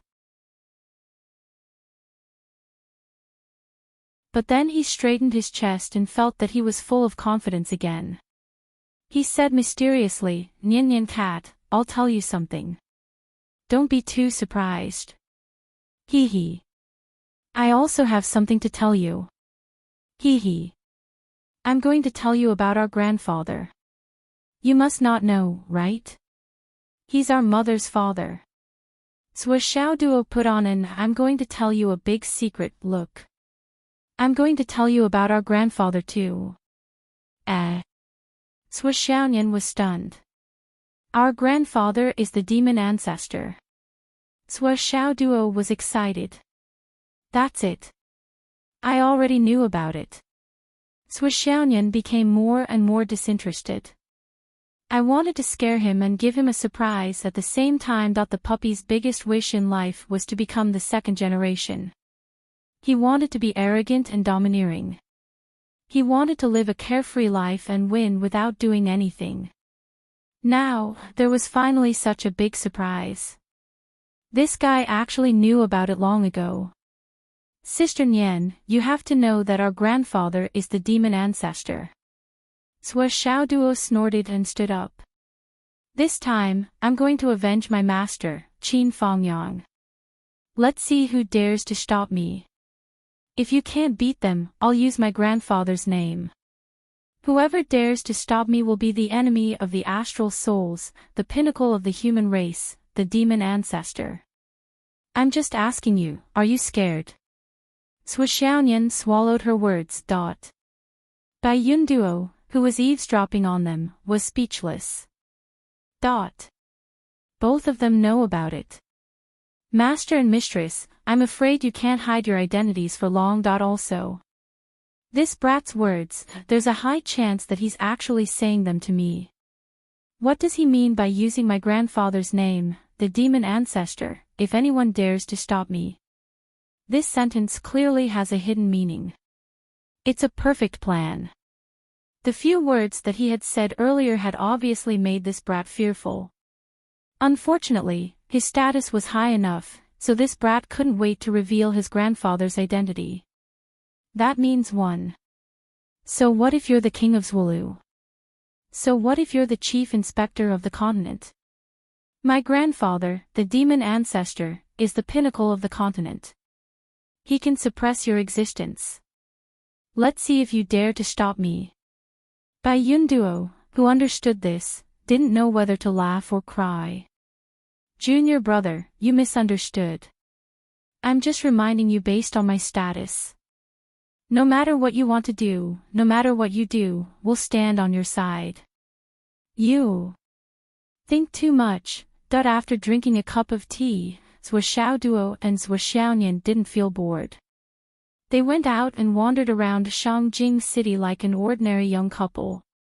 They went to the mall and bought the most expensive cell phones. They bought a few at once, one for their own use and the others as backups. Faced with the admiring eyes of the salesgirl, Sua Xiaoduo really wanted to show off his tens of billions, just like in some novels. Unfortunately, she couldn't see it when she swiped her card. Then, the two of them strolled around some luxury shops. Sua Xiaoduo imitated the domineering CEOs in TV dramas and ordered the shops to close. Under the envious and jealous gazes of countless people, Sua Xiaoduo pointed at all the women's clothes on the wall. This one. This one. This one. I don't want these three. Pack up the rest. This wall, this wall, this wall. Wrap it all up for me. This. I don't want them. I want the rest. He didn't put them into his space ring. He just asked the salesperson to pile them up outside the door. He called a large truck that weighed dozens of tons and prepared to deliver the goods to his house. He was very addicted to being a nouveau riche. He was unscrupulous and crazy. It was amazing. It was a pity that the scene of another tall, rich, and handsome man coming up to slap him in the face didn't happen. Instead, the two of them arrogantly held hands and strolled around the shops one by one. Swipe my card. They bought more and more things. Bai Yunduo, who was secretly watching, covered her face with her hands. She felt so ashamed that she couldn't show her face to anyone. As for Lei Changtian, who had been hiding in the sky and following them for a long time, his face was distorted and extremely ferocious. Was it necessary? Was it necessary to use such an unsophisticated way to show off your wealth and announce your arrival to the whole of Shangjing City? They didn't realize that whether it was Sua Xiaoduo, who was squandering money like water, or Sua Xiaonian, who was following them all the way, they both had a satisfied look on their faces. No, it should be the kind of expression that was more satisfied than satisfaction when one's wish was fulfilled. Sua Xiaoduo's heart was filled with a kind of happy expression of finally getting what one's wish was fulfilled. Sua Xiaonian also had a contented and happy expression on his face, as if he was consoling himself for his whole life. A trace of memory flashed through the eyes of both of them. That was more than 10 years ago. A little boy of 6 or 7 years old said to a little girl of 8 or 9 years old.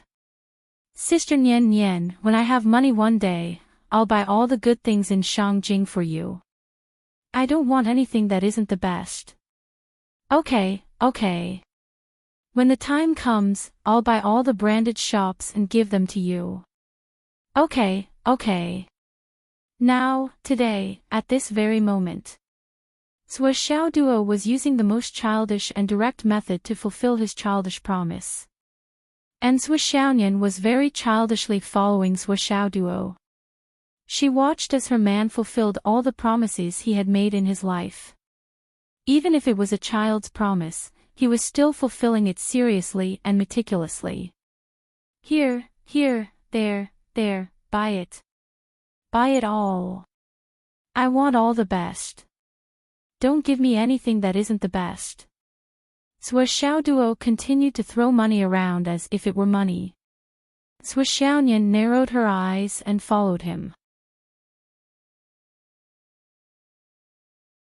She just followed him and didn't say a word to dissuade him.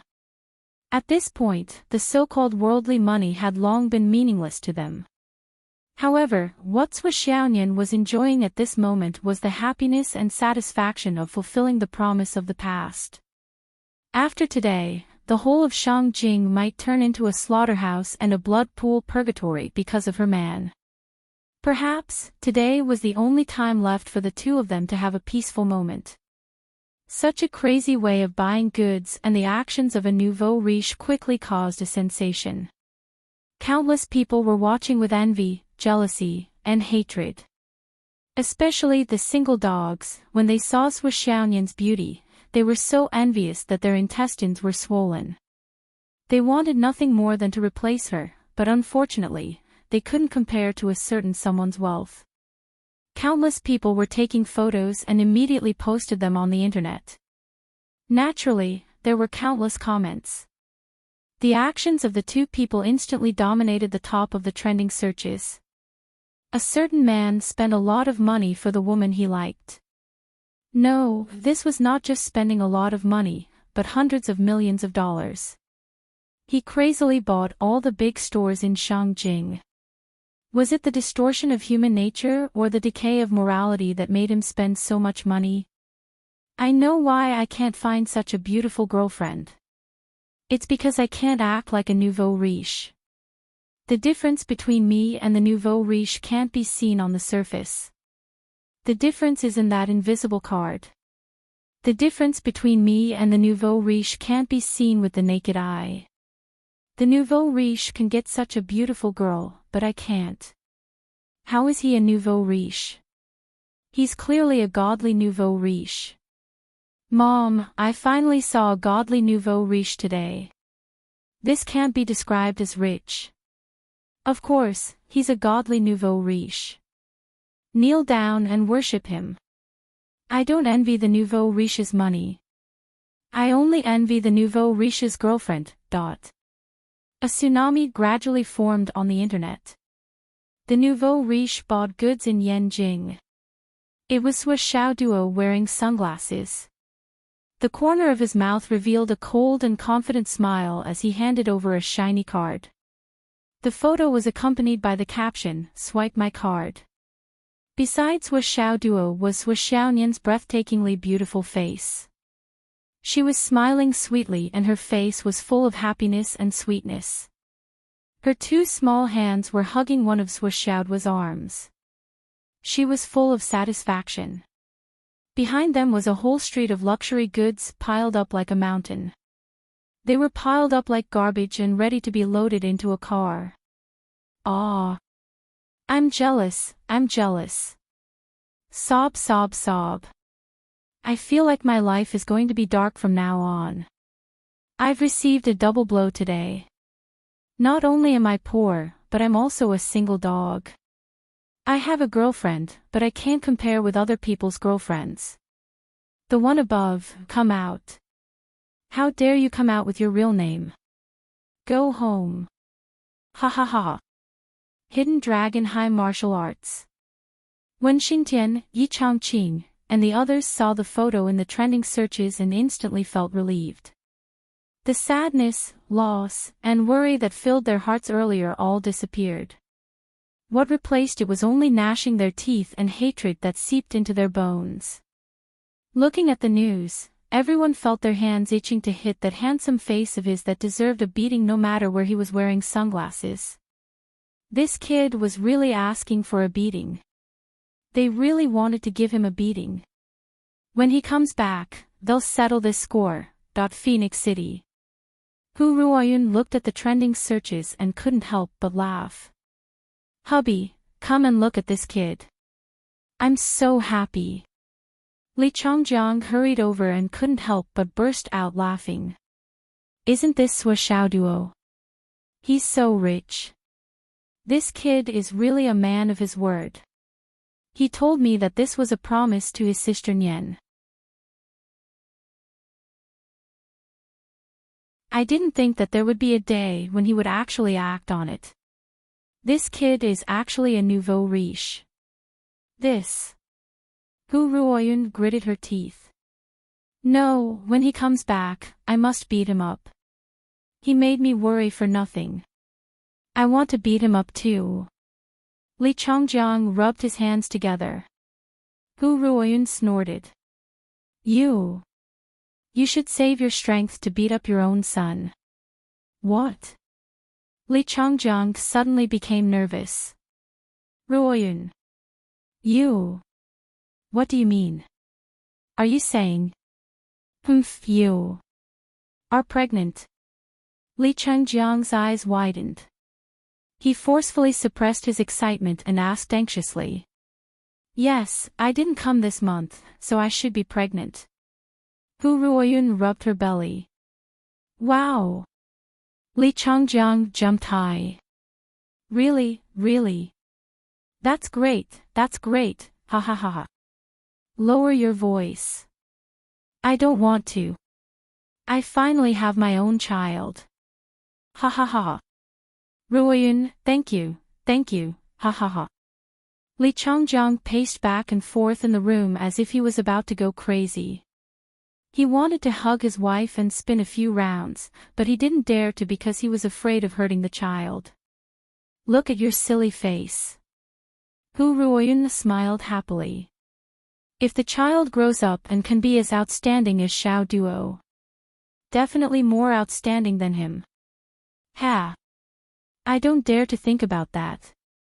Hu Ruoyun said proudly. Our family's Xiao Duo is the #1 genius of the 3 continents, a peerless genius. As long as our child can keep up with Xiao Duo, I'll be satisfied. Li Chongjiang hugged his wife gently. He said carefully and satisfactorily, I didn't think that far, because I'm already satisfied now. Shang Jing. Ancestral Dragon High Martial Arts. Ding Rulan's body stiffened as she looked at the photos on the hot search list. She should have been surprised by the handsome young man's face, but now she only felt weak all over. He's here. As the person who understood the relationship between Qin Fangyang and Zhou Xiaoduo the most, Ding Rulan knew better than anyone else why Zhou Xiaoduo appeared in the capital at this moment. Without a doubt, he was here for revenge. Qin Fangyang died with hatred, and Zhou Xiaoduo appeared in the capital. From the arrogant smile on Zhou Xiaoduo's face with sunglasses, Ding Rulan could clearly see a hint of cruelty from the corner of his mouth. The mouth that was laughing arrogantly was like the gate of hell that had been opened. The hand that was handing out the bank card was about to cause a huge wave of blood. I can't believe he came here alone. Ancestral Dragon Gao Wu. Ding Rulan took a deep breath and quietly left the office. She left Ancestral Dragon Gao Wu and went all the way to the martial arts department. There was no need for Ding Rulan to come. Minister Ding was also looking at the photos on the hot search list with a serious expression. The real bloody storm is coming. There's no way to avoid it, it's unavoidable. Then Minister Ding started to communicate. Everyone above the profound returning realm, gather. I'll personally lead the team. Countless people secretly guessed, is Minister Ding trying to stop Shuo Duo from taking revenge? But is there a need for so many people? Little did they know that Minister Ding only had one thought in his mind: everyone can die, but nothing can happen to Shuo Duo. In the whole of Shangjing, other than Bai Yunduo, the demon ancestor, only Minister Ding knew about Shuo Duo's true identity. The son of the Sky Patrol Minister. That's really. Even if Shangjing was gone, nothing can happen to this kid. Minister Ding's palms were sweating. This brat is too daring. He came here alone. There were also a few clans who were looking at this photo cautiously. This is Qin Fangyang student. The rumored Shuo Duo. The new prodigy of the continent. At this time, he suddenly appeared in Shangjing and wantonly spent money. What is he trying to do? Watch closely. That night, the entire internet was flooded by this photo. It was a photo of Shuo Duo wearing sunglasses. Countless people faintly felt that this handsome face, which was enough to enter the dreams of all young girls, was clearly smiling, but his eyes and eyebrows were constantly revealing a coldness that made everyone feel cold. Cruel. It was as if the eyes behind the sunglasses had been released from the eyes that were covered by them to devour the world.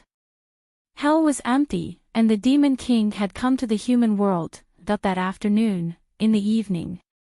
3 large carriages, carrying luxury goods worth tens of billions, set off in a mighty manner towards Phoenix City. Shuo Duo and Shuo did not keep any of these things after going crazy. They sent all of them back to their alma mater, Phoenix City's second high school. As for the school in Shangjing, Shuo Duo did not even think about it. Now, I believe the whole world already knows about your arrival. Your advertisement fee is not cheap. Shuo looked at Shuo Duo. Shuo Duo smiled and said softly, I have to fulfill every promise I made to you. Shuo face turned red. She lowered her head and tried to use a fierce tone to say, if you can't do it, I'll beat you. I'll throw you bungee jumping. Humph. Ha ha ha. My childhood wish has been fulfilled, and the news has been released. They should all know that I'm here. It's almost evening. It's a moonless and windy night, a day of murder and arson. Shuo Duo laughed loudly, let's go. Tonight, I'll have a good look at the so-called big families in Shangjing. How can they cover the sky with one hand? Let's go. Shuo Duo looked up at the sky and said lightly, Teacher Qin is still watching us from the sky. He's waiting. Shuo Duo, dressed in black and with a white cloth tied around his head, strode out of the door. Let's go. Shuo smiled gently. She was dressed in white with a white flower in her hair. She followed behind Shuo Duo and strode out of the door. No matter what you want to do, I'll accompany you. The wind in Shangjing became unprecedentedly bleak after this moment. Dark clouds rolled and the air was vaguely moist. On the horizon, the setting sun was like blood. It was slowly setting, and the world was about to enter dusk. On the streets of Shangjing, countless colorful neon lights were blooming. Shuo Duo and Shuo looked calm. They strode forward in the tide of people in Shangjing.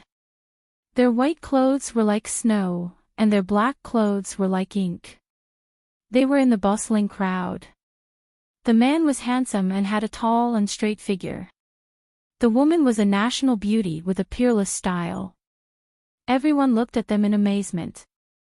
No one knew that this was a pair of black and white impermanents released from hell.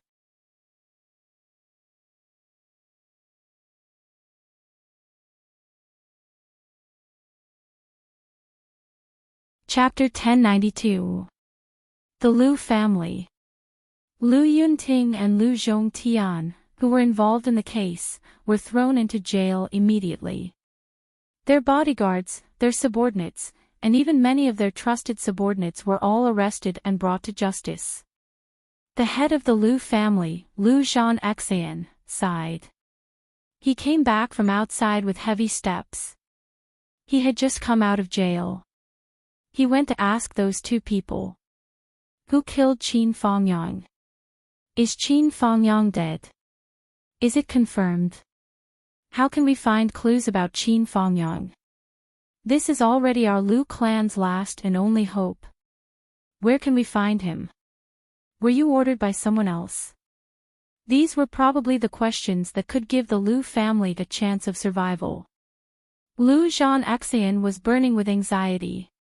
He asked again and again. This was already a top priority. At present, according to the minister, there was still a glimmer of hope to find Qin Fangyang. At least, the Lu family would be able to preserve their foundation and not be completely destroyed. But if they couldn't find him, the Nian family, the second most powerful family in Shangjing, had already controlled the entrance and exit of this place. Implicate the king of the right and get punished. What is the Lu family? The Nian family had already spread the news that they didn't want any of the Lu family's properties. They would be auctioned and donated. Anyone who dared to touch them would be an enemy of the king of the right. This was just to avenge the king of the right.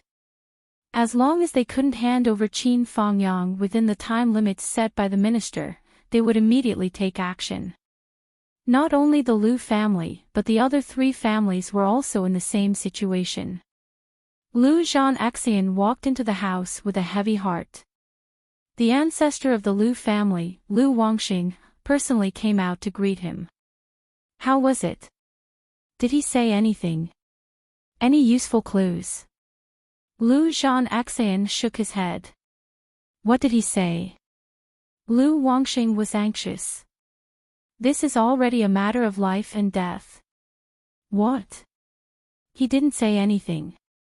Lu Zhanxian sighed and said, this matter seems to be not as simple as we thought. Lu Wangxing frowned. Is there anything else complicated about this matter? Is there something else?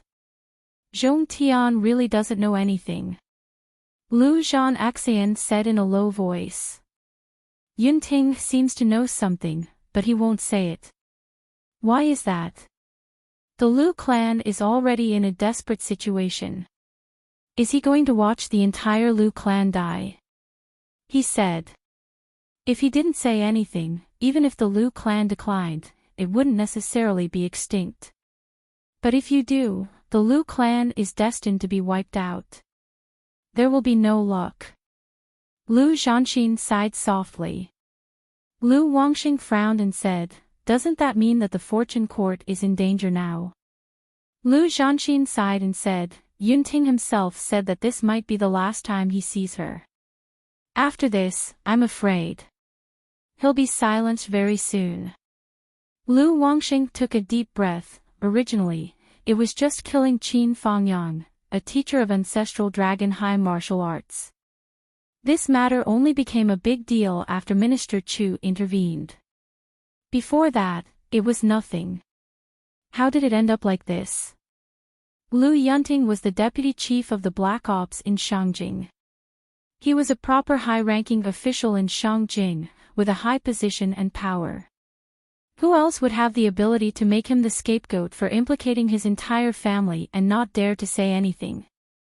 Even under the pressure of the Sky Inspecting Minister, he still didn't dare to say anything. It was just as Lu Wangxing said. Qin Fangyang's matter wasn't considered a big deal before. How did it end up like this?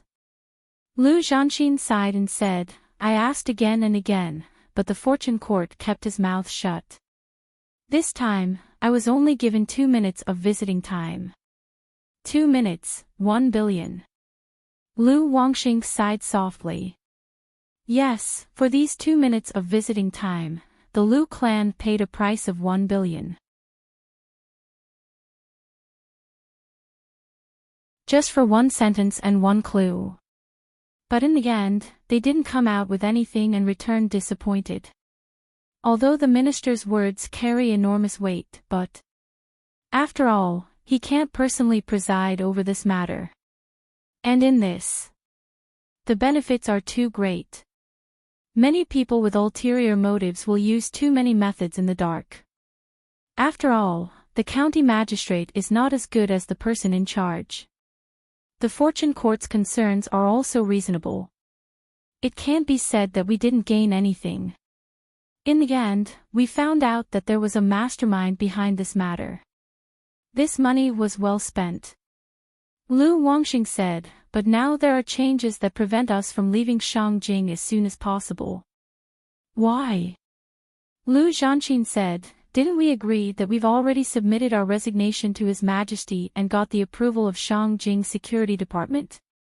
Our family will be exiled to the Five Poisons Valley in the far west, and will set off in these 2 days. Lu Wangxing said, you've been trying to smooth things over. I'm afraid you still don't know. Qin Fangyang's disciple, Cui Xiaoduo, has already arrived in Shangjing. Cui Xiaoduo. Lu Zhanxian frowned, that hidden dragon martial genius. The strongest prodigy in the past 100 years. Yes, that's him. What's his background? He's a native of Phoenix City. His family background is extremely simple, but he himself is indeed a peerless prodigy. It's not enough to say that he's the strongest prodigy in the past 100 years. He also has an elder sister, the spiritual thought goddess who shook Shangjing. She's currently working in the Nine Heavens Pavilion. She's the boss of the Guixian Division and the continent's Guixian Inspector. Her code name is Civet. The combat power of this pair of siblings is very strong. Lu Wangxing said. Even if they're peerless prodigies, they're still only at the Guixian Division. Lu Zhanqin said indifferently, so what?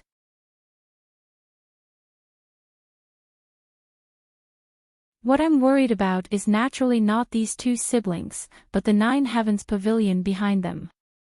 Lu Wangxing sighed and said, when we leave, we won't be able to bring many trusted subordinates with us.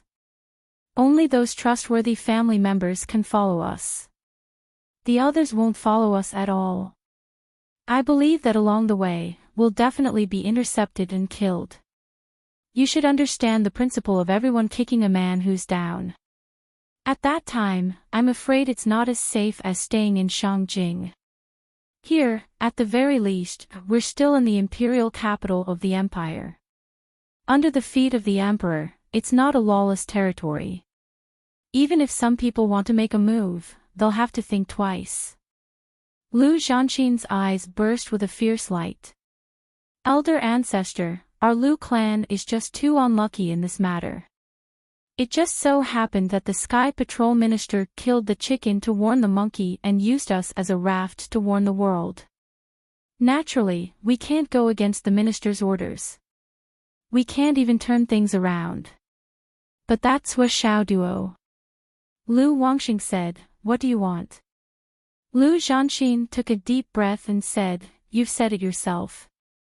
That brat is just a native of a small border town. He has roots and doesn't have the strength of a heavenly transcendent. Rashly coming to Shangjing and behaving atrociously is even more foolish and short-sighted. If he dares to come, we'll kill him on the spot. Who will say anything against us then? Lu Wangxing said indifferently, I advise you not to have such thoughts. Today is different from the past. Since Cui Xiaoduo is here, he's here for revenge. Since he dares to come for revenge, he must have the confidence. Our Lu clan is already at the brink of collapse. We can't have our previous mentality and methods anymore. Right now, I'm only thinking of letting a few more people survive. At this time, I still want to vent my anger. Rest for now. Lu Wangxing sighed sorrowfully. Zhanqin, why can't you see it clearly until now? Now, the Lu clan is finished. At this juncture, it's better to avoid unnecessary trouble. You don't have to be so pessimistic. Lu Zhanxin said unwillingly. Even the minister only said that he would drive us out of the capital. He didn't say anything about killing us. Could it be that someone really wants to exterminate the Lu clan?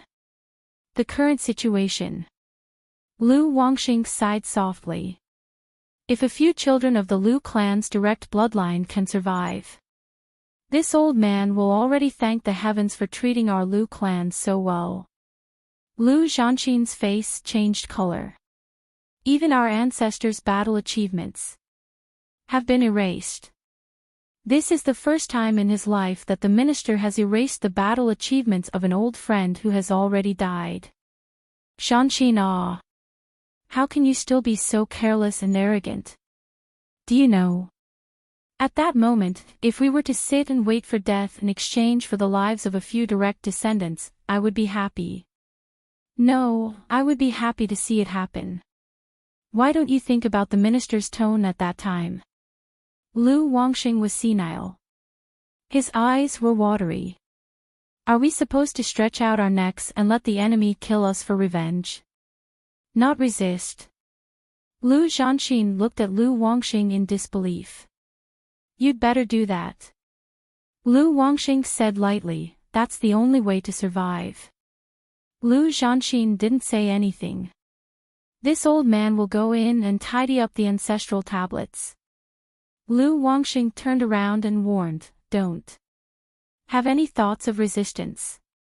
Not only to the people who want revenge, but also to other people. You have to remember this old man's words.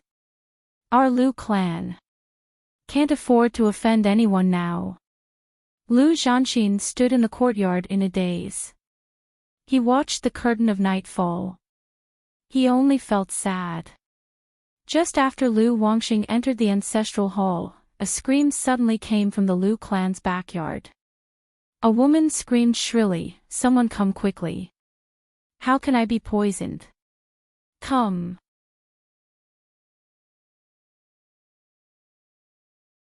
With this scream, it seemed like a prelude.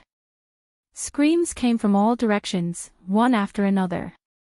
Lu Zhanxin turned his head in panic. What happened? There's poison in the water. A Lu clan member rushed out. His face was green. When he saw Lu Zhanxin's face, he couldn't help but shed tears of despair. Clan Lord. You are also poisoned. Ha ha ha. Lu Zhanxin laughed bitterly. Old ancestor, we want to keep the peace. We want to be slaughtered in exchange for a way to live. But others won't let us go.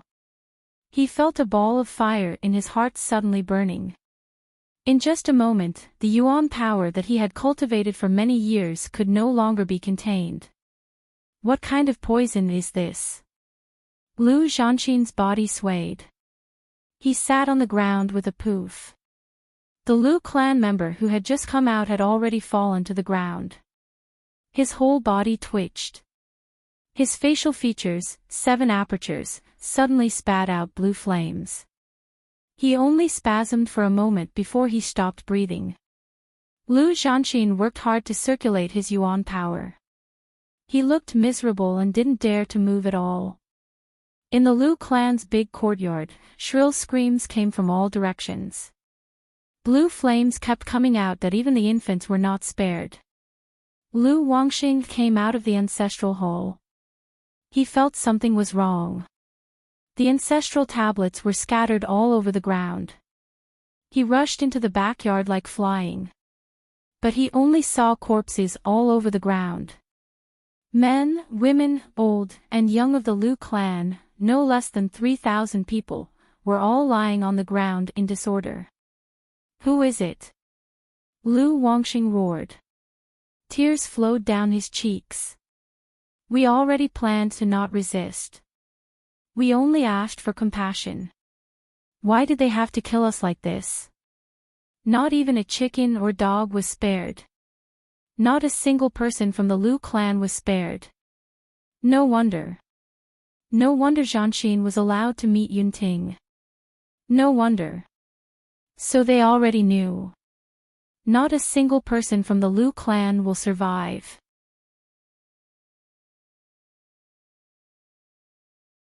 Lu Wangxing felt the poison in his body acting up. His body was on the verge of collapse. As the ancestor with the highest cultivation in the Lu clan, Lu Wangxing, who had reached the Skysoar realm, was actually unable to suppress this strange poison. The Lu clan is finished. Lu Wangxing tried his best to control the poison and staggered out. Zhanxin, Zhanxin. He saw Lu Zhanxin sitting upright at the entrance of the courtyard, looking at him with a face full of despair. Ancestor. I can't hold on any longer.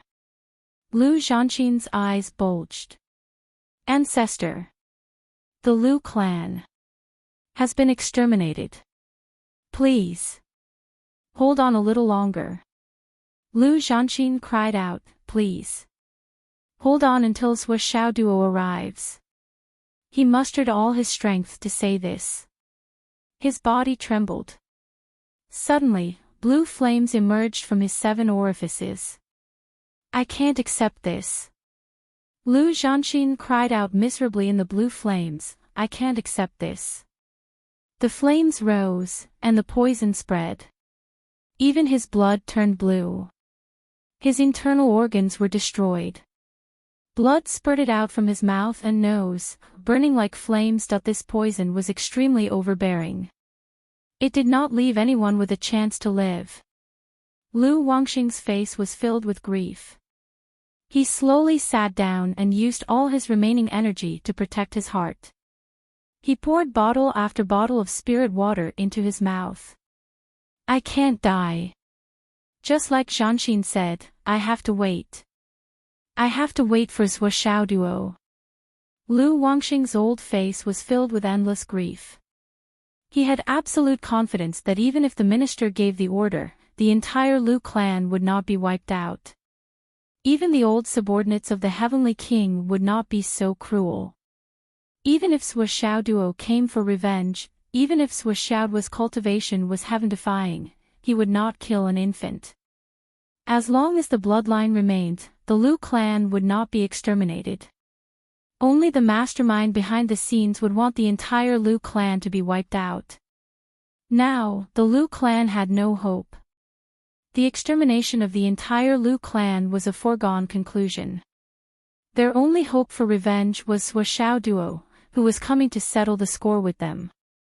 It had to be said that this was a kind of irony. Sui Xiaoduo, don't you want revenge? Come quickly. Lu Wangxing anxiously roared in his heart. Although the Lu clan is exterminated, as long as I have one breath left, I can still provide you with some clues. Sui Xiaoduo, why aren't you coming?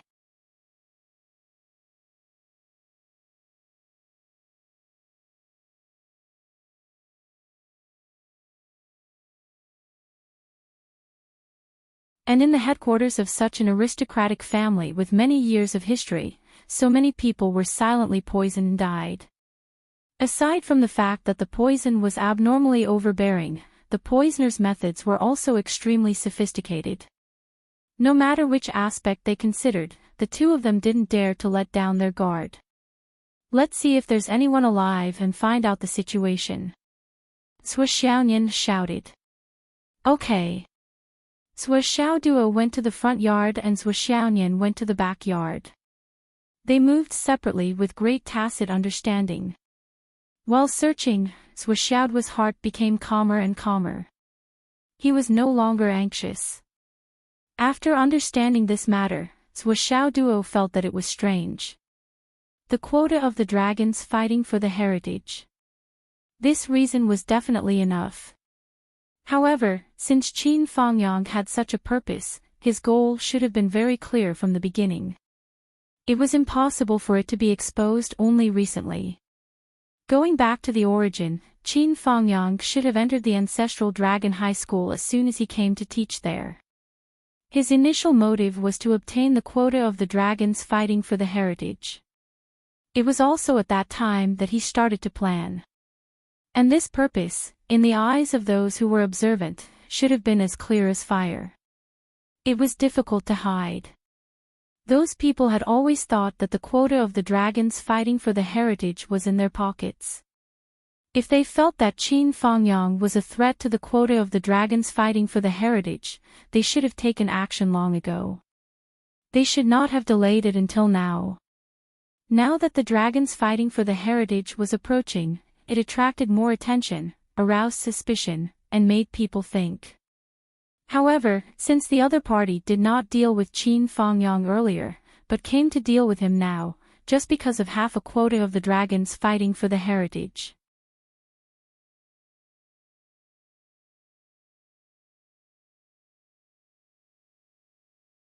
Lu Wangxing, who knew the condition of his body, didn't even dare to breathe heavily. He used the last of his strength, combined with the abundant life force that Zhou Xiaoduo had helped to replenish, and sealed his eyes, nose, ears, and lower body. He sealed all the orifices in his body. Only then did he smile sadly. It's useless. The poison that the whole Lu family has been poisoned with is the immortal ascension poison. There has always been no cure, no luck. Zhou Xiaoduo's face twitched subconsciously. The immortal ascension poison. This name obviously sounded very nice, but who would have thought that it was actually a kind of extremely vicious poison in its bones? This kind of poison was colorless and tasteless. A skilled poison master could even blend it into the air and use it. Once one was poisoned, there was no cure, no luck. And the poisoned person wouldn't feel anything unusual in the first few hours. But once the poison broke out, the person's internal organs would instantly rot, and there would be no room for resistance. The moment the poison broke out, the poisoned person wouldn't feel a sharp pain in his heart. Instead, there was a very strange feeling of comfort, as if he was floating in the air. Then, this comfortable feeling would turn into a torrent that would rush through the body through every orifice in the body, including the 5 orifices, the 7 orifices, the front and back of the lower body, including the navel, and the gushing spring. When the torrent rushed out of the body, the person would be like a firework, returning to a moment of brilliance. All the skin, flesh, internal organs, and blood would turn into flying ashes, and become dust with the sky. It was precisely because this poison was so overbearing that it was called the immortal ascension poison. After spitting out the turbid things like the heart, liver, spleen, stomach, and kidneys, the person would naturally ascend.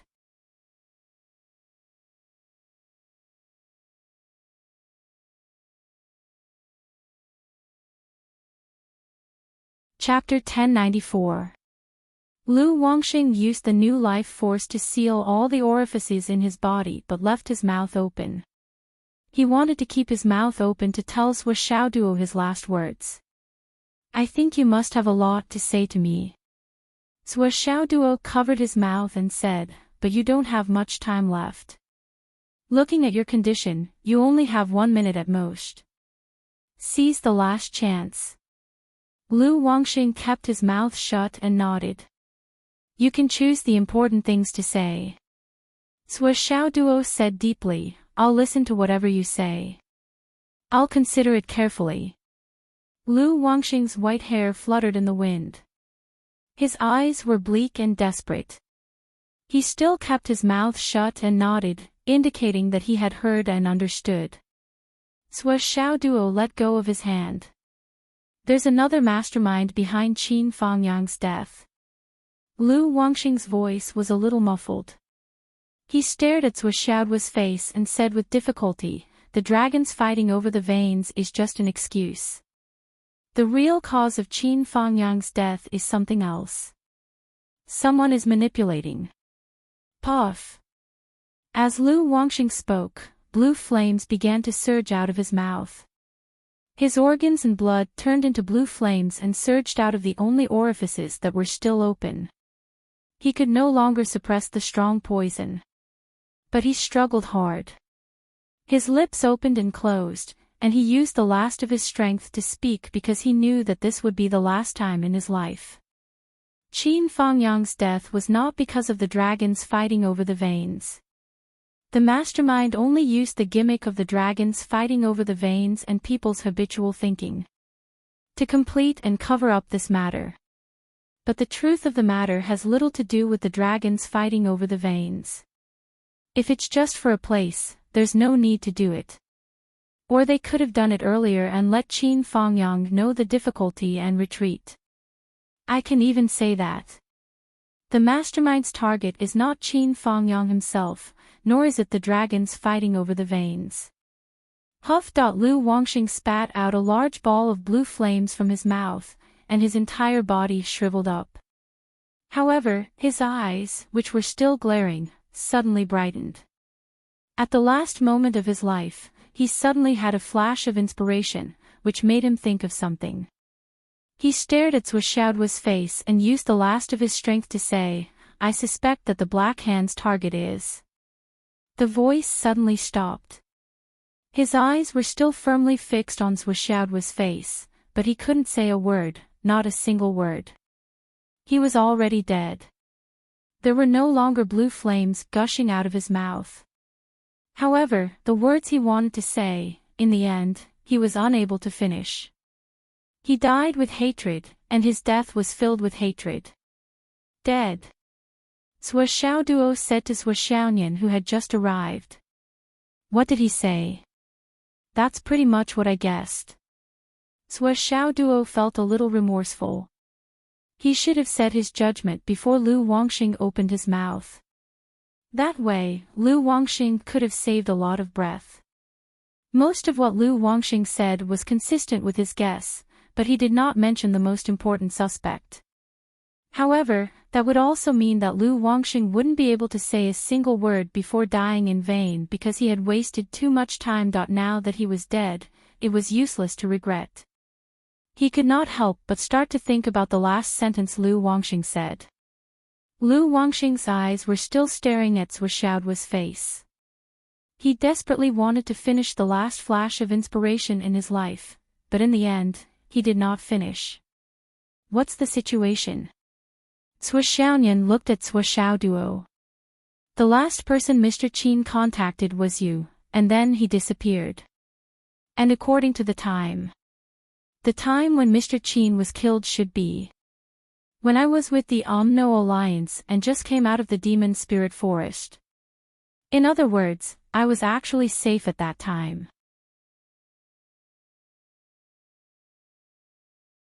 It's just that you didn't get the exact information that I was safe.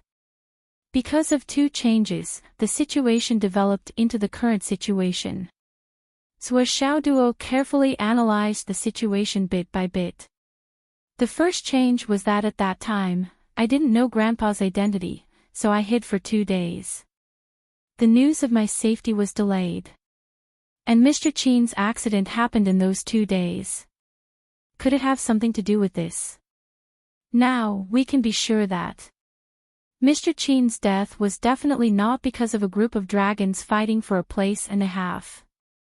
The last person he contacted was you, but he was killed after I got out of danger. Then, the real target of the mastermind is either you or me. Swishaoduo's brain was spinning fast. He thought, I think there's at least a 90% chance that their target is me. He lowered his head and looked at Lu Wangxing's empty eyes that were still staring at him. Swishaoduo sighed softly, there's a 90% chance that the mastermind's real target is me. Their ultimate goal of assassinating Mr. Qin is to lure me to Shangjing. Swishaonian frowned and said, but the minister inspecting Sky has confirmed that this matter was done by those who had a vested interest in the group of dragons fighting for a place. This is the second change. The minister's intervention was beyond everyone's expectations. Swishaoduo said, in fact, the mastermind's cover was also the group of dragons fighting for a place. If there was an accident, they could use it as an excuse. But those who were exposed, if I'm not wrong, were just pawns. The real mastermind didn't even move a finger. He used them to achieve his goal. As far as the mastermind is concerned, it doesn't matter if all those who had a vested interest in the group of dragons fighting for a place are dead. It's just a group of scapegoats. If all of them are dead, all the relevant clues will be destroyed. He will only clap his hands and cheer.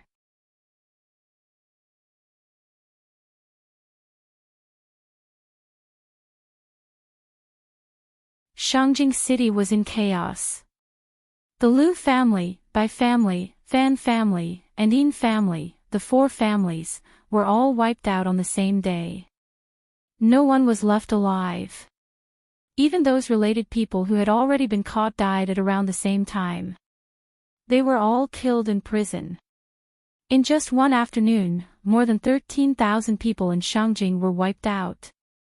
And among these 13,000 people, more than 90% were martial artists. There was no lack of high-level cultivators. This was a super big case. The four families were wiped out, and their bloodlines were wiped out. The entire Fictional was shaken, shocked, and horrified. This was the biggest murder case in Fictional City in thousands of years.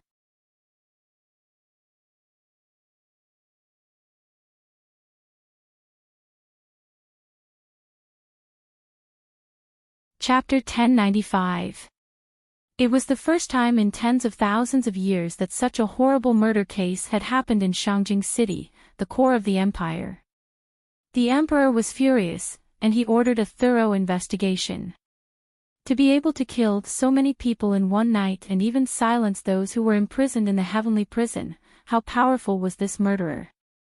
After causing such a huge commotion, how could there not be any clues to be found? However, there were no clues at all from the four noble families.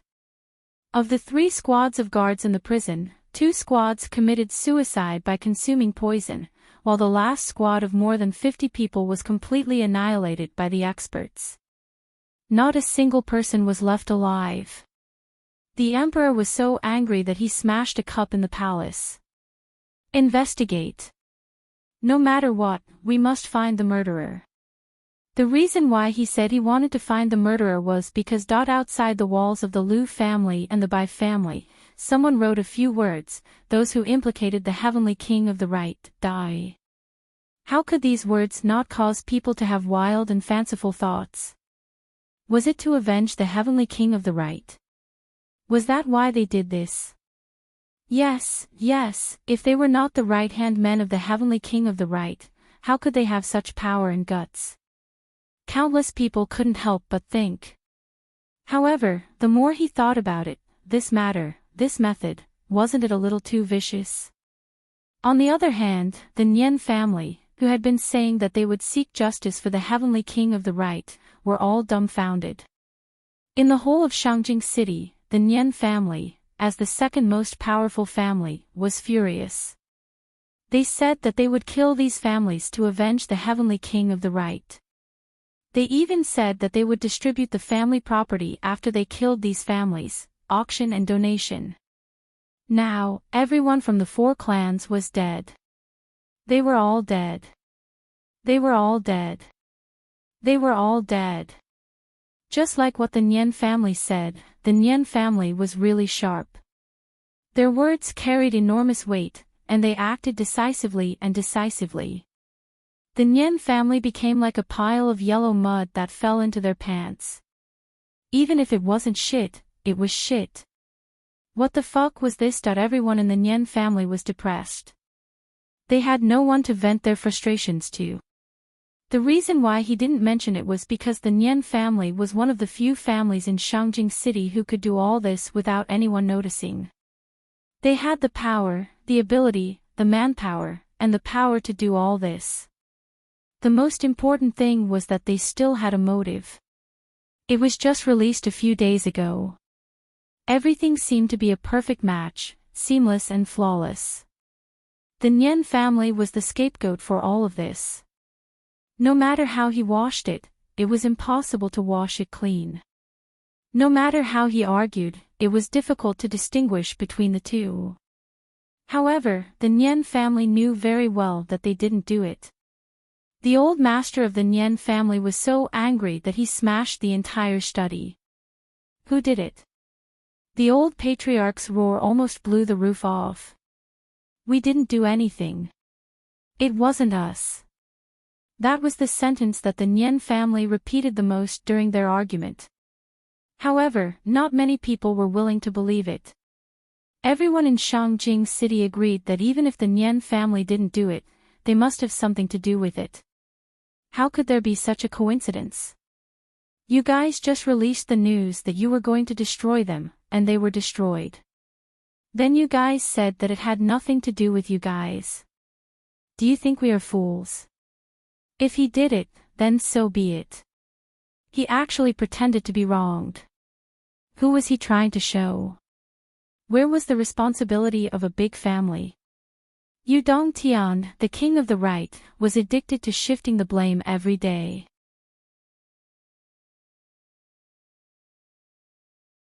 However, this time, the Nian family who stood up for him took the blame. They didn't even know who did it. They were just as innocent as those who were blamed by the king of the right. The old master of the Nian family was about to vomit blood.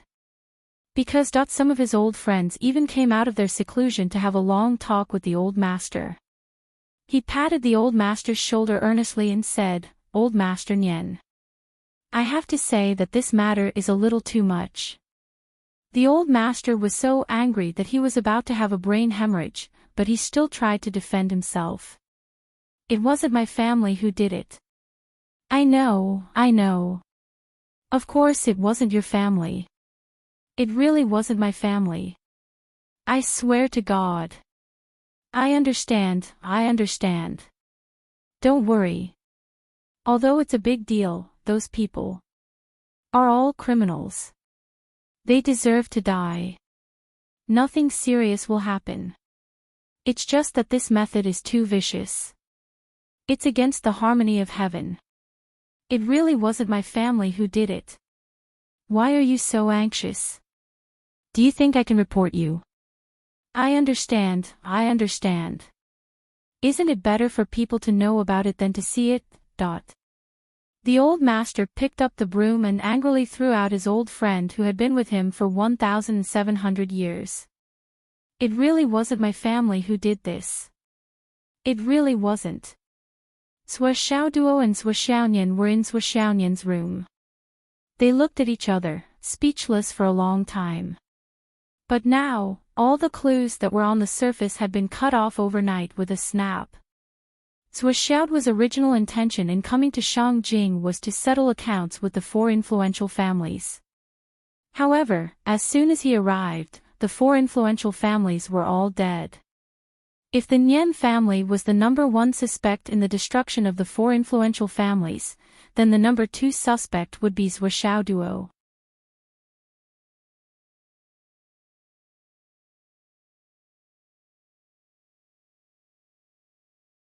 Sua Xiaoduo raised his head and pondered hard, racking his brain. If this matter really has something to do with me, and I just escaped from the Umno Alliance's demonic forest, then the first thing they did was to use the dragons fighting for the heritage incident to set up a trap and kill Teacher Qin. What kind of relationship would there be between the two? Or should I say, how big is the relationship between the two? Sua Xiaoduo frowned and said, "This hidden force is so huge, and its hiding strength is equally amazing. It's hard to find out. Could it be the work of a senior magus of the Umno Alliance?" Sua Xiaonian was shocked. Can this matter involve a senior magus? It's possible, but it's also a little impossible. Sua Xiaoduo murmured, "It's possible." The Umno Alliance and the Astral Souls have been opposing each other for countless years. It's natural for them to send spies to the enemy's territory. The Umno Alliance's spies that appeared in Phoenix City in the past are examples. Phoenix City is a small border city, but the Umno Alliance's spies could be so powerful. If it's Shangjing, the capital city of the human race, how can the Umno Alliance's spies be small? However, The Umno Alliance's spies in Shangjing are very powerful, but the Umno Alliance's senior magi don't seem to have any evil intentions towards me. For example, Senior Magi Wudu, Senior Magus Zhu Mang, Senior Magus Dan Kong, Senior Magus Bing Ming. At least these 4 senior magi don't have a reason to kill me. If they wanted to kill me, they wouldn't have let me go back to the astral souls. You're tuning into the LoveLore Library YouTube channel. We're so grateful for your support, and don't forget to subscribe to join us on this incredible journey through captivating stories.